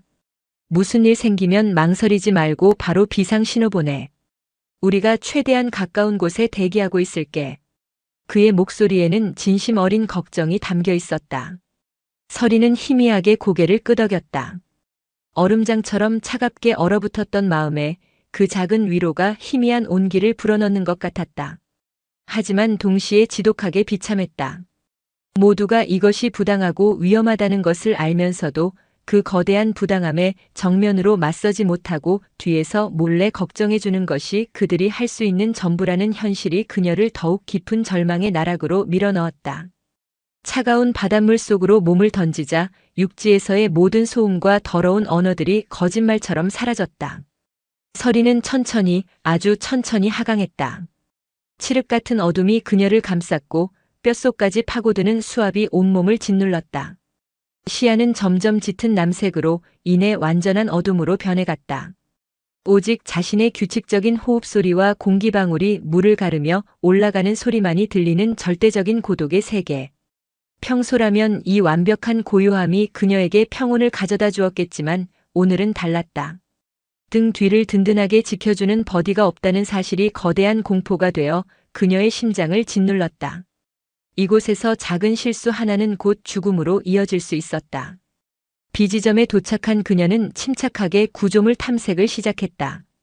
하지만 평소보다 호흡이 눈에 띄게 가빴고 심장 박동은 통제 불능 상태로 미친 듯이 날뛰었다. 강 원사의 의도가 너무나 투명하게 보였다. 그는 그녀가 이 깊고 어두운 곳에서 극심한 공포에 질려 패닉에 빠지거나 임무를 완수하지 못하고 스스로 포기하기를 바라고 있었다. 그리고 그 실패를 빌미로 그녀를 이 부대에서 완전히 몰아낼 생각이었을 것이다. 절대로 무너지지 않겠다. 서리는 레귤레이터를 고쳐 물며 다짐했다. 하지만 차갑게 식어가는 몸과 달리 머릿속은 점점 뜨거워지고 있었다. 어둠 속에서 무언가 자신을 노려보는 듯한 섬뜩한 환각마저 느껴졌다. 이곳은 더 이상 그녀가 사랑했던 바다가 아니었다. 강태식이라는 인간이 만들어낸 교묘하고 잔혹한 함정이자 그녀를 위한 무덤이었다. 단독 잠수 훈련 이후 하설이 하사에 대한 강태식 원사의 압박은 그야말로 임계점을 향해 미친 듯이 치닫고 있었다. 하설이가 그 위험천만한 단독 잠수를 무사히 마치고 복귀했을 때 강원사의 얼굴에 스쳤던 노골적인 실망감과 통제되지 않는 분노를 그녀는 똑똑히 보았다. 그는 그녀가 겁에 질려 울부짖으며 포기하기를 바랐지만 그녀는 독초처럼 살아남았다. 그 사실이 강원사의 뒤틀리고 병든 자존심을 더욱 자극했다. 그는 이제 하설이라는 존재 자체를 SSU에서 반드시 도려내야 할 암적인 오점, 자신의 권위에 대한 정면 도전으로 여기는 듯했다. 며칠 뒤 그는 게시판에 특별심의 적응 훈련이라는 이름의 비공식 훈련을 공지했다. 최근 대원들의 정신력이 심각하게 해이해진 것 같아 마련한 특별극기 훈련이라는 허울 좋은 명분이 붙어 있었다. 하지만 그 훈련 내용을 들여다본 대원들은 모두 경악을 금치 못했다. 훈련 내용은 간단했다. 훈련 참가자 한 명을 상대로 다른 대원들이 차례로 덤벼들어 수중에서 제압하는 방식의 대인 격투 훈련이었다. 체력 소모가 극심할 뿐만 아니라 수중에서의 격투는 자칫하면 장비 파손이나 호흡 곤란으로 이어져 대형 사고를 유발할 수 있는 매우 위험한 훈련 방식이었다. 사실상 훈련이라는 이름으로 포장된 집단 구타나 다름없었다. 이번 특별 훈련의 영광스러운 첫 번째 대상자는 하설이 하사다. 강원사의 지목에 훈련장의 공기가 순간 얼음장처럼 차갑게 얼어붙었다. 모두가 어렴풋이 예상하고 있었지만 막상 그의 입에서 그 이름이 직접 나오자 대원들은 불안한 듯 술렁였다. 이것은 훈련이 아니었다. 명백한 살인 미수이자 모두가 보는 앞에서 벌어지는 공개적인 린치였다. 하하사는 우리 부대의 자랑스러운 첫 여군 아닌가. 다른 나약한 사내놈들보다 2배, 3배는 강한 정신력을 가지고 있을 거라고 나는 믿는다. 이번 기회에 그걸 모두에게 똑똑히 증명해 보이라고. 안 그런가? 강원사는 하설이의 어깨를 두드리며 말했다. 그의 손길에서 느껴지는 압력은 격려가 아닌 거부할 수 없는 명백한 위협이었다. 하설이는 반박할 기회조차 없었다. 이 지시를 거부하는 순간 그녀는 명령 불복종과 팀워크 저해라는 씻을 수 없는 멍해를 쓰게 될 터였다. 그것은 SSU 대원으로서의 사형 선고나 마찬가지였다. 상대할 대원은 내가 직접 지목한다. 첫 번째, 박중사. 강원사는 부대 내에서 가장 체격이 좋고 힘이 세기로 소문난 박영철 중사를 지목했다. 박 중사는 난처한 표정을 지으며 강원사와 하설이를 번갈아 쳐다보았다. 그의 양심이 망설이고 있었다. 하지만 강원사의 강압적이고 살기 어린 눈빛에 그는 이내 고개를 숙이고 말았다. 저항할 수 없는 권력 앞에서 한 개인의 양심은 너무나도 무력했다. 하설이는 묵묵히 잠수 장비를 착용했다. 수경 너머로 보이는 동료들의 얼굴에는 동정과 외면, 그리고 일말의 잔혹한 호기심이 뒤섞여 있었다. 그녀는 이제 완벽한 구경거리가 되었다. 철저하게 혼자라는 사실을 다시 한번 뼈저리게 실감했다. 그녀는 아무 말 없이 차가운 바다로 들어갔다. 역설적이게도 차가운 물이 상처받은 자존심을 감싸주는 것 같았다. 이제 그녀가 믿을 것은 오직 자기 자신 그리고 살아남아야 한다는 본능뿐이었다. 강원사는 훈련의 공정성을 위한다는 위선적인 명목으로 규칙을 설명했다. 휴식 시간은 없다. 한 명이 임무를 완수하거나 하하사가 제압당하거나 포기하면 다음 주자가 곧바로 투입된다. 하하사가 과연 몇 명이나 상대할 수 있을지 다 같이 똑똑히 지켜보자고. 우리 부대 첫 여군의 실력이 어느 정도인지 말이야. 그것은 그녀를 위한 규칙이 아니라 그녀를 철저하게 무너뜨리기 위해 정교하게 설계된 사형 선고와도 같았다. 하설이는 수심 10m 아래 훈련용 구조물에 자리를 잡았다. 곧이어 육중한 체구의 박중사가 그녀를 향해 천천히 다가왔다. 훈련 시작 신호와 함께 박중사는 망설이며 그녀의 공기 탱크를 잡으려 했다. 그의 움직임에는 상대를 제압하려는 의지보다 미안함과 어쩔 수 없다는 체념이 더 크게 느껴졌다. 그는 진심으로 그녀를 공격하고 싶지 않아 보였다. 뭐해, 박중사. 지금 봐주기라도 하는 거야? 똑바로 안 해. 전현이 내 마누라라도 돼. 수중 확성기를 통해 들려오는 강원사의 불호령에 박중사의 움직임이 돌변했다. 그는 작심한 듯 하설이에게 맹렬하게 달려들었다. 하설이는 침착하게 그의 공격을 피하며 상대의 허점을 노렸다. 압도적인 체격의 열세를 기술로 극복해야만 했다. 그녀는 박중사의 몸을 뱀처럼 감아돌며 그의 레귤레이터를 빼앗으려 시도했다. 격렬한 몸싸움이 오갔다. 해저의 뻘이 일어나 시야가 흐려졌다. 하설이는 필사적으로 버텼지만 압도적인 힘의 차이를 극복하기는 어려웠다. 결국 그녀는 박중사에게 상체를 제압당하고 말았다. 박중사는 미안하다는 듯한 눈빛으로 그녀의 마스크를 벗기려 했다. 그 순간 하설이는 마지막 남은 힘을 쥐어짜 그의 다리 관절을 강하게 걷어찼다. 균형을 잃은 박중사가 비틀거리는 틈을 타 하설이는 재빨리 그의 등 뒤로 파고들어 공기 밸브를 잠가버렸다. 갑자기 숨이 막힌 박중사가 당황하며 몸을 푸는 순간 하설이는 간신히 그에게서 벗어날 수 있었다. 첫 번째 라운드는 간신히 무승부로 끝났다. 하지만 하설이의 체력은 이미 절반 이상 소진된 상태였다. 그녀가 거친 숨을 고를 틈도 없이 강원사는 다음 주자를 투입했다. 두 번째, 세 번째 상대가 연달아 그녀에게 달려들었다. 그들은 박중사처럼 망설이지 않았다. 강원사의 눈치를 보며 더욱 거칠고 악랄하게 그녀를 몰아붙였다.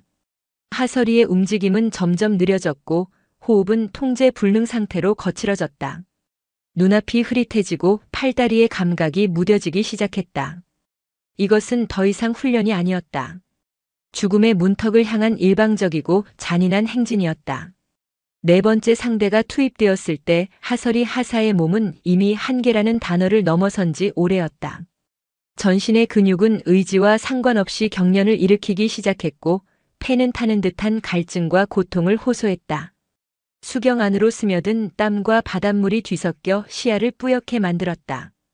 그녀의 눈에 들어오는 것은 오직 자신을 향해 달려드는 거대한 그림자와 그 모든 상황을 즐기고 있는 강태식 원사의 잔혹한 미소뿐이었다.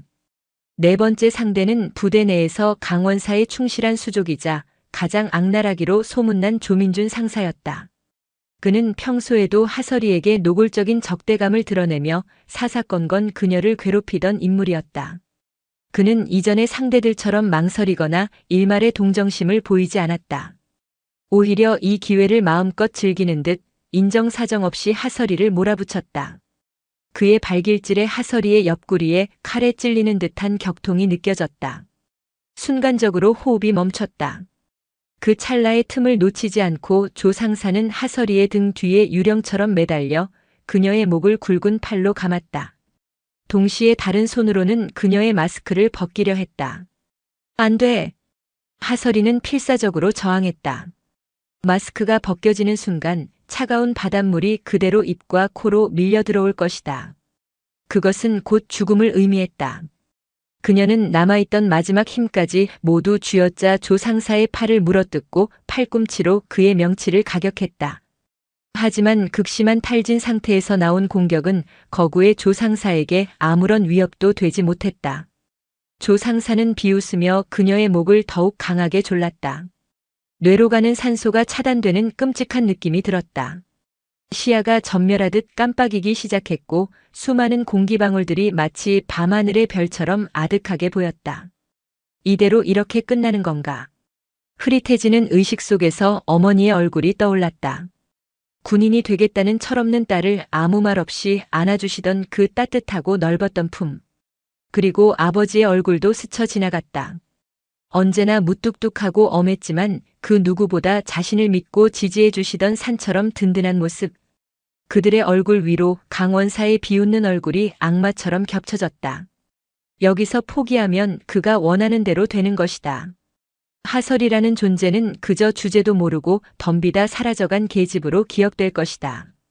안 돼, 절대로. 그 순간 어디서 그런 힘이 났는지 알 수 없었다. 하설이는 본능적으로 허리에 차고 있던 다이버용 나이프를 뽑아들었다. 그리고 손에 잡히는 대로 조 상사의 허벅지를 깊숙이 그었다. 날카로운 칼날이 두꺼운 잠수복을 찢고 그의 살을 파고들었다. 크악! 예상치 못한 공격에 조 상사는 고통스러운 비명을 지르며 반사적으로 그녀를 놓아주었다. 그의 다리에서 뿜어져 나온 붉은 피가 검푸른 바닷물 속으로 섬뜩한 안개처럼 퍼져나갔다. 하설이는 그 틈을 이용해 필사적으로 수면을 향해 올라가려 했다. 하지만 이미 그녀의 몸은 통제 불능 상태였다. 의식이 흐릿해지면서 그녀의 입에서 생명줄과도 같았던 레귤레이터가 빠져나왔다. 컥! 짭짤하고 차가운 바닷물이 기다렸다는 듯 입과 코로 한꺼번에 밀려 들어왔다. 폐가 찢어지는 듯한 고통과 함께 그녀의 몸은 아래로 더 깊고 어두운 심연 속으로 가라앉기 시작했다. 수면 위에서 이 모든 광경을 지켜보던 대원들이 경악하며 소리쳤다. 하하사가 가라앉습니다. 의무병, 빨리 의무병 불러. 수중 확성기를 통해 강원사의 짜증 섞인 목소리가 울려 퍼졌다. 연병하고 있네. 엄살은 저 정도에 죽을 리가 없어. 계집애 쇼하는 거니까 내버려둬. 하지만 상황의 심각성을 깨달은 김정민 소위와 몇몇 대원들이 강원사의 지시를 어기고 거침없이 바다로 뛰어들었다.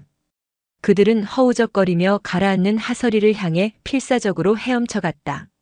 하설이의 의식은 점차 멀어져 갔다. 극심했던 고통은 사라지고 기이할 정도의 평온함이 온몸을 감쌌다. 마치 어머니의 양수 속에 있는 듯한 포근함. 이대로 모든 것을 놓아버리고 싶다는 달콤한 유혹이 그녀를 덮쳤다. 그때였다. 누군가 그녀의 몸을 강하게 끌어안았다. 그리고 자신의 레귤레이터를 그녀의 입에 억지로 물려주었다.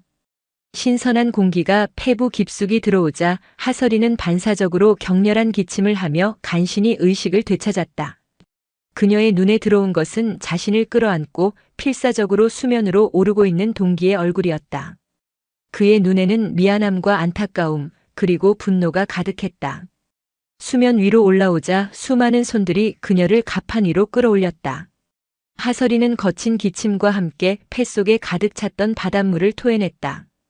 온몸은 얼음장처럼 차가웠고 사시나무 떨듯 통제 불능으로 떨렸다. 그녀는 멍한 눈으로 주변을 둘러보았다.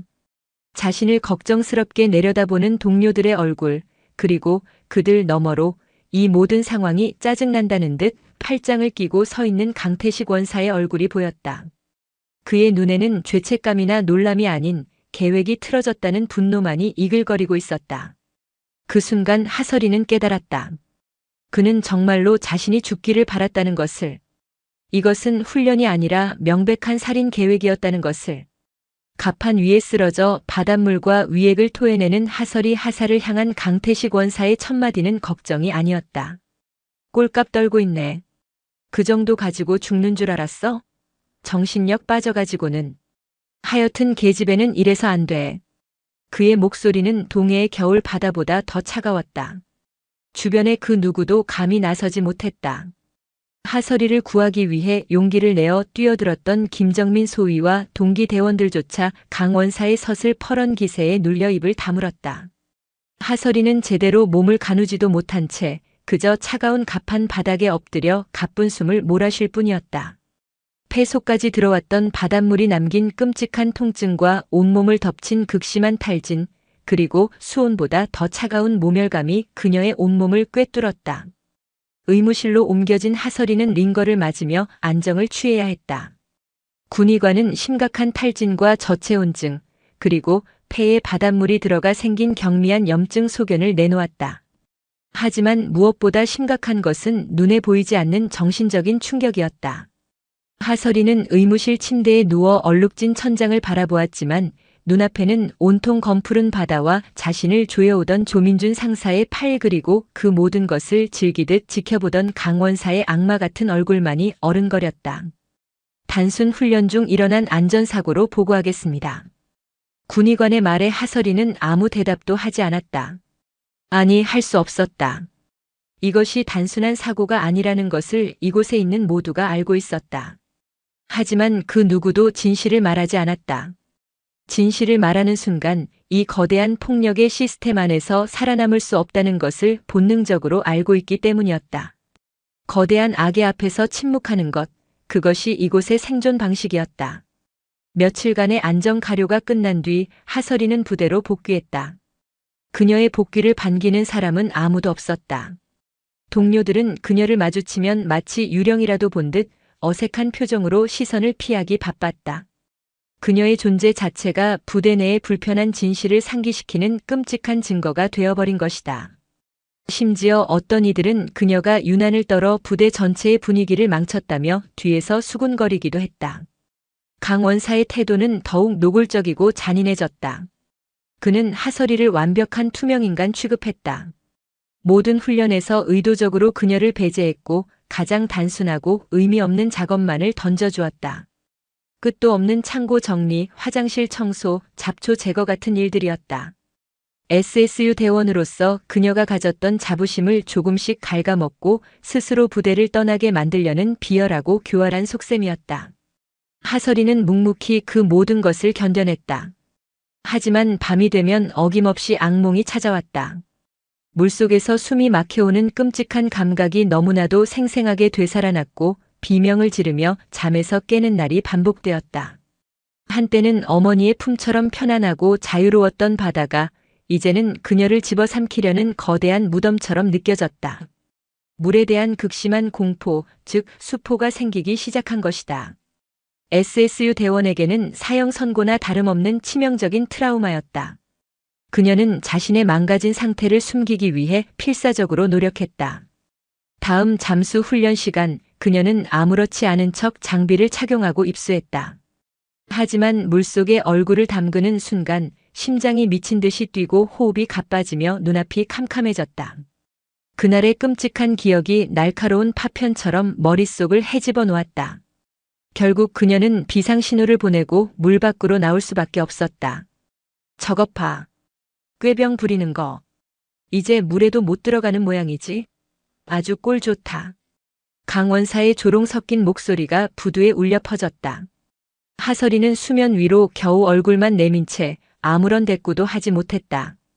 그녀의 얼굴은 핏기 하나 없이 창백하게 질려 있었다. 수치심과 절망감이 온몸을 휘감았다. 이제 정말 끝이라고 생각했다. 그녀가 목숨처럼 여기고 사랑했던 SSU 대원으로서의 삶이 이 차가운 바다 위에서 처참하게 끝나고 있었다. 그녀는 조용히 눈을 감았다. 차라리 이대로 저 깊은 심연 속으로 영원히 가라앉아 버리고 싶었다. 하설이 하사는 살아있었지만 그녀의 영혼은 그날의 차가운 바닷속에 수장된 듯 했다. 그녀는 껍데기만 남은 채 부대를 부유했다. 낮에는 강태식 원사의 경멸 어린 시선과 동료들의 차가운 외면을 견디고 밤에는 숨이 막혀오는 끔찍한 악몽과 홀로 싸워야 했다. 잠드는 것이 두려워 뜬 눈으로 밤을 새우기 일쑤였고 식사는 모래를 씹는 것처럼 아무런 맛도 느껴지지 않았다. 불과 며칠 사이에 그녀의 얼굴은 반쪽이 되었고 한때 굳건한 의지와 생기로 빛나던 눈은 깊이를 알 수 없는 어두운 늪처럼 공허해졌다. 그녀는 자신의 망가진 모습을 그 누구에게도 특히 세상에서 가장 사랑하는 가족에게는 더더욱 보이고 싶지 않았다. 정기적으로 걸려오는 어머니의 전화에는 억지로 밝은 목소리를 쥐어짜며 걱정 마세요. 잘 지내고 있어요. 라는 거짓말을 반복했다. 가끔씩 안부를 묻는 아버지의 무뚝뚝한 문자 메시지에는 훈련이 힘들지만 보람있습니다. 아버지를 닮아 이겨낼 수 있습니다. 라는 모범적인 답장을 보냈다. 그녀의 마지막 남은 자존심이 그리고 가족을 걱정시키고 싶지 않은 절박한 마음이 진실을 가로막는 높고 두꺼운 벽이 되었다. 하지만 그녀의 몸은 더 이상 거짓말을 할 수 없는 지경에 이르렀다. 잠수 훈련 시간이 되면 어김없이 과호흡 증상이 나타났고 이제는 샤워기의 세찬 물줄기에도 심장이 철렁 내려앉으며 공포에 질렸다. 그녀는 모든 잠수 훈련에서 완전히 열외되었다. 강 원사는 기다렸다는 듯이 그녀에게 온갖 잡무를 떠맡겼다. 그녀는 하루 종일 부대 구석에서 페인트 칠을 하거나 녹슨 철조망을 교체하는 일을 했다. 대한민국 최정예 특수부대원의 모습은 온데간없고 마치 영혼 없는 유령처럼 부대를 배회했다. 그녀를 더욱 비참하게 만든 것은 동료들의 잔인한 변화였다. 처음에는 그녀를 안타깝게 여기고 동정하던 몇몇 대원들조차 점차 그녀를 멀리하기 시작했다. 그녀와 엮이는 순간 자신들 또한 강 원사의 표적이 될 수 있다는 현실적인 공포 때문이었다. 게다가 물을 무서워하는 SSU 대원이라는 꼬리표는 그들 사이에서 편리한 조롱거리로 전락했다. 야, 하하사 또 훈련 빠졌냐? 아주 꿀 빨아서 좋겠네. 저러다 의가사 제대하는 거 아니야? 여군은 이래서 안 된다니까.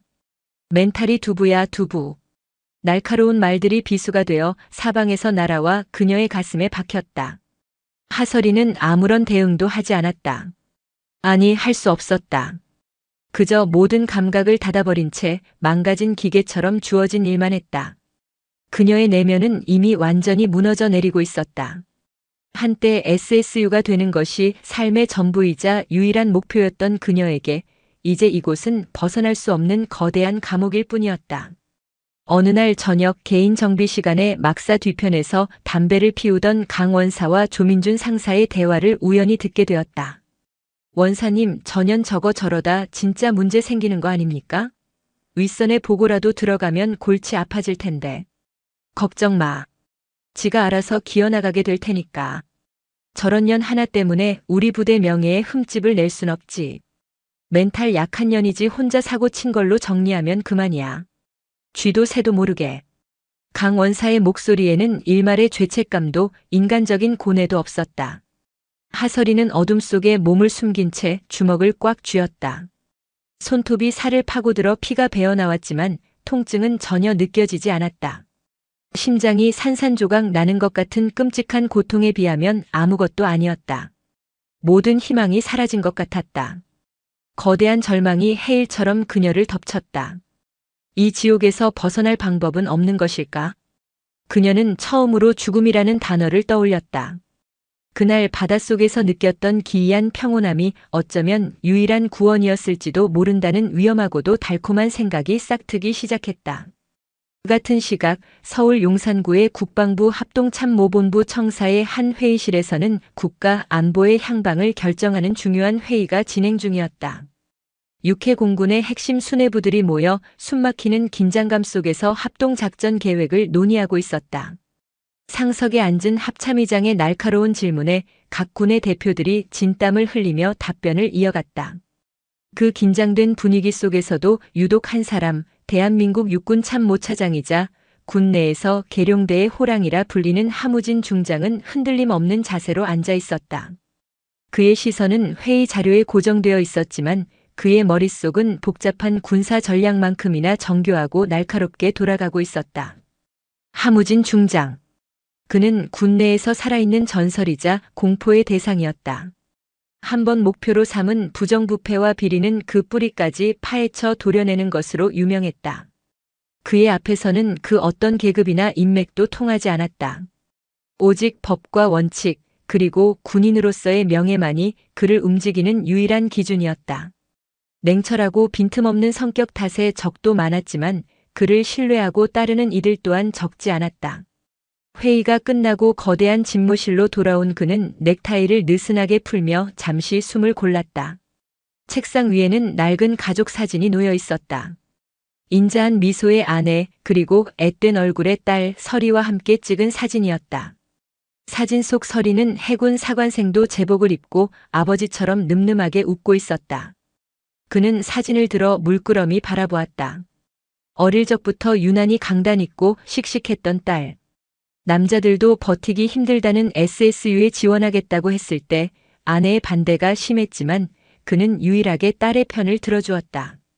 스스로의 한계에 도전하고 싶다는 그 빛나는 눈빛을 믿었기 때문이다. 잘하고 있겠지.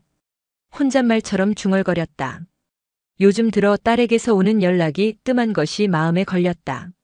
원래 자주 연락하는 성격은 아니었지만 최근 들어 부쩍 줄어든 느낌이었다. 훈련이 고되어 그런 것이라고 애써 생각하면서도 마음 한구석의 불안감은 쉬이 가시지 않았다. 그가 딸에게 전화를 걸었다. 신호음이 한참 가고 나서야 힘없는 목소리가 들려왔다.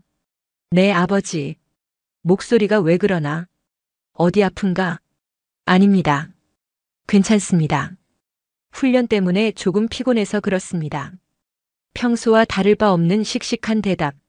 하지만 수십 년간 수많은 부하들을 지휘하며 온갖 인간 군상을 겪어온 하무진의 귀에는 그 짧은 문장에서 미묘한 위화감이 느껴졌다.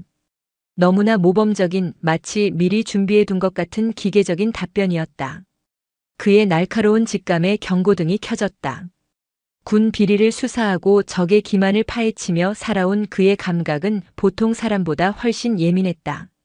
괜찮다는 말은 때로 가장 절박한 구조 신호일 수 있다는 것을 그는 너무나도 잘 알고 있었다.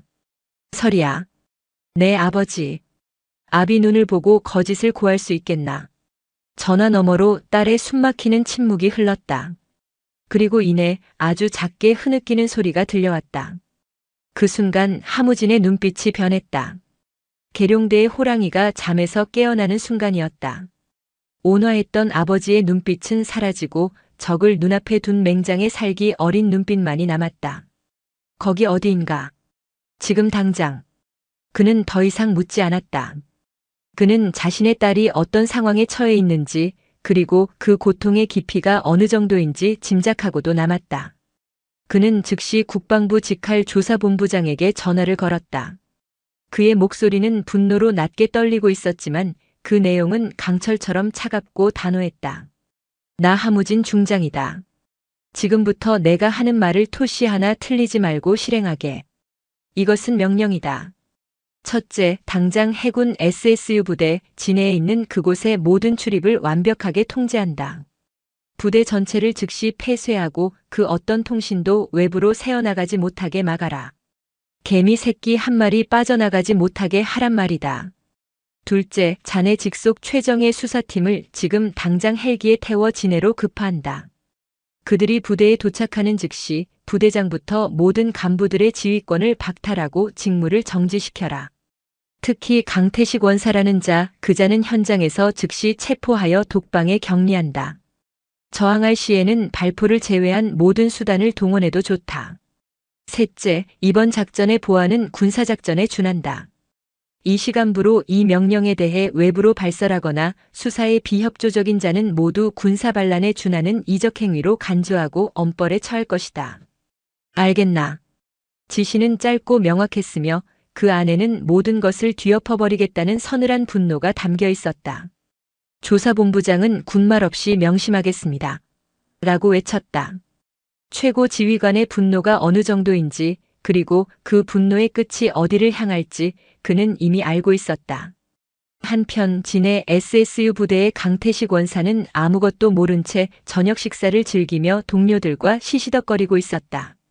그는 이제 하설이가 제발로 부대를 나가거나 아니면 극단적인 선택을 할 것이라고 굳게 믿고 있었다. 어떤 결말이든 자신에게는 완벽한 승리였다. 그는 의기양양하게 술잔을 들었다. 이곳의 규칙은 바로 나 강태식이다.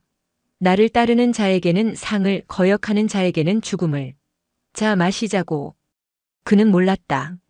자신이 서 있는 왕국이 사실은 살얼음판 위였으며 이미 그 얼음판 아래에서는 거대한 균열이 시작되고 있다는 것을. 그리고 지금 이 순간 분노한 호랑이의 발톱이 자신의 목덜미를 향해 날아오고 있다는 사실을. 어둠 속에서 여러 대의 군용 헬기가 굉음을 내며 진해를 향해 날아가고 있었다. 심판의 시간이 다가오고 있었다. 다음 날 새벽 동해의 수평선 위로 희미한 여명이 밝아올 무렵 SSU 부대의 정문 앞으로 여러 대의 검은색 세단과 육중한 군용 트럭들이 소리 없이 당도했다. 위병소 근무병이 어리둥절한 표정으로 다가서는 순간 차에서 내린 것은 날카롭게 각이 잡힌 전투복 차림의 헌병들이었다. 그들의 팔에 붙어있는 국방부 직할 조사본부라는 완장은 그 어떤 설명보다도 위압적이었다. 지금부터 이 부대는 국방부 조사본부의 통제하에 들어간다. 모든 통신을 차단하고 부대 출입을 전면 금지한다. 조사단장의 선포와 함께 헌병들은 일사불란하게 움직였다. 일부는 통신실을 장악했고 일부는 부대 정문과 후문을 완벽하게 봉쇄했다. 그리고 나머지 병력은 막사와 사무실로 신속하게 흩어졌다. 새벽의 고요함을 깨고 부대 전체에 비상이 걸렸다. 갑작스러운 상황에 잠에서 깬 대원들은 무슨 일이 일어났는지도 모른 채 복도로 뛰쳐나왔다가 서슬 퍼런 헌병들의 모습에 얼어붙고 말았다. 전 대원은 개인 통신 장비를 모두 제출하고 지금 즉시 연병장에 집합한다. 반복한다. 전 대원은 부대 전체에 울려 퍼지는 방송은 기계처럼 차가웠다. 한편 조사단장이 이끄는 핵심 수사팀은 곧장 부대 지휘관의 사무실로 향했다. 보고를 받고 황급히 달려나온 부대장은 자신의 사무실 문을 막아선 헌병들의 모습에 당혹감을 감추지 못했다. 아니, 이게 지금 무슨 짓입니까? 사전 협의도 없이. 조사단장은 차가운 눈으로 부대장을 바라보며 명령서를 내밀었다. 육군 참모 차장님의 직접 명령에 따른 특별 직무감찰입니다. 지금 이 시간부로 부대장의 모든 지휘권을 박탈합니다. 수사에 최대한 협조해 주시기 바랍니다. 방해 행위는 반역으로 간주하겠습니다. 그의 단호한 태도에 부대장은 더 이상 아무 말도 하지 못했다. 그 시각 또 다른 수사팀은 강태식 원사의 숙소를 급습했다. 곤히 잠들어 있던 강 원사는 문을 박차고 들어온 헌병들의 모습에 경악하며 침대에서 일어났다. 누구야 당신들? 여기가 어디라고 함부로 들어와? 국방부 조사본부다. 강태식 원사 군형법상 직권 남용 및 가혹행위 등의 혐의로 긴급 체포한다. 수사관들은 강 원사에게 더 이상 말을 할 틈을 주지 않고 그의 양팔을 제압했다. 강 원사는 필사적으로 저항했지만 잘 훈련된 헌병들의 상대가 되지 못했다. 그는 속옷 바람으로 무력하게 끌려 나오며 악을 썼다. 이거나 내가 누군 줄 알고 너희들 지금 실수하는 거야. 내가 누군지 아냐고. 하지만 그의 발악은 공허한 메아리일 뿐이었다. 수사팀은 그의 숙소 전체를 샅샅이 뒤지기 시작했다. 개인 컴퓨터, 서류, 심지어 침대 밑까지. 증거가 될 만한 모든 것을 압수했다. 연병장에는 부대의 모든 대원들이 불안한 표정으로 도열해 있었다. 그들 앞으로 조사단장이 섰다. 지금부터 우리는 이 부대에 만연한 썩어빠진 부조리와 비리에 대한 전면적인 수사에 착수한다. 여러분 중에는 피해자도 있을 것이고 가해자나 방관자도 있을 것이다.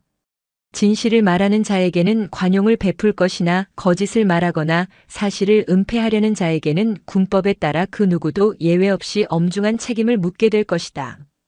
그의 말은 대원들의 심장을 얼어붙게 만들었다.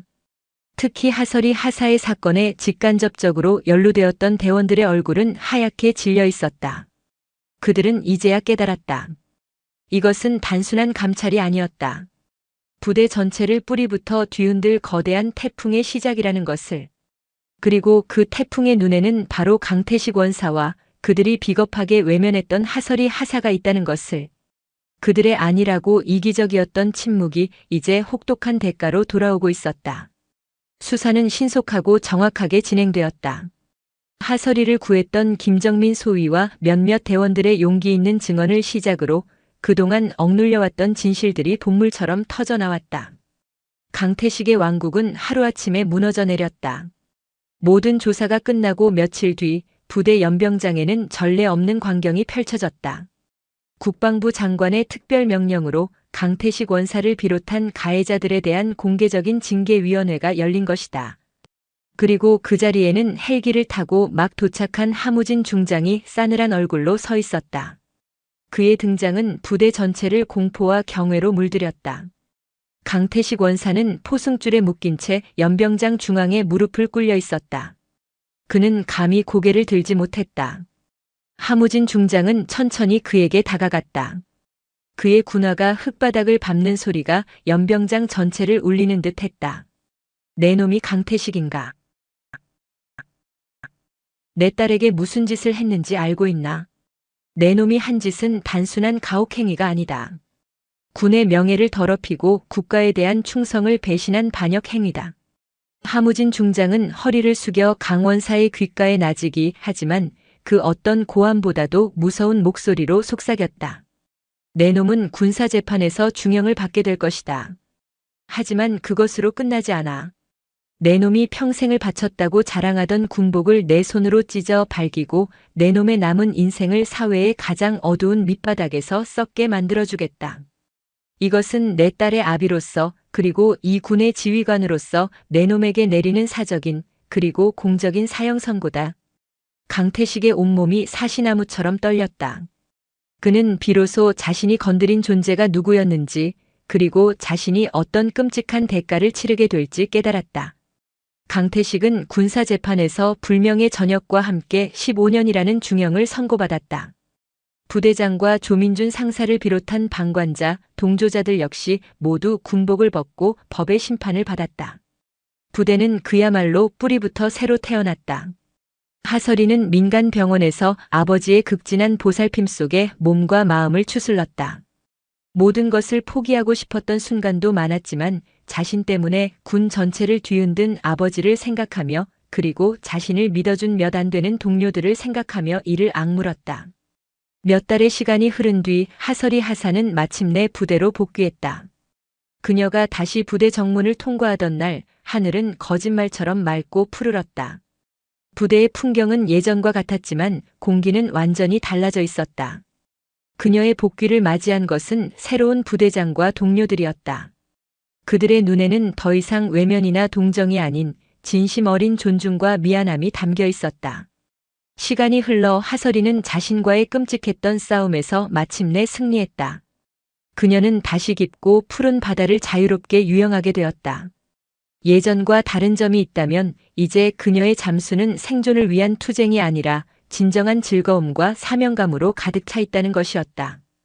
그녀는 그 누구보다 뛰어난 SSU 대원으로 성장했고 특히 과거의 자신처럼 힘들어하는 후배들의 마음을 다독여주는 든든한 멘토가 되었다. 어느 화창한 주말 하무진 대장이 다시 부대를 찾았다. 그는 훈련을 마치고 밝은 얼굴로 달려오는 딸의 모습을 보며 흐뭇한 미소를 지었다. 햇볕에 건강하게 그을린 피부, 자신감 넘치는 걸음걸이, 그리고 무엇보다 총기로 빛나는 그 눈. 그가 알던 아니 그보다 훨씬 더 단단하고 성숙해진 딸의 모습이었다.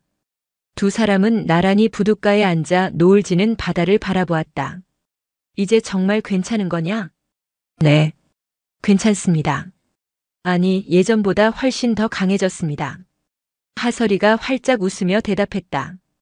그녀는 더 이상 과거에 얽매여 있지 않았다.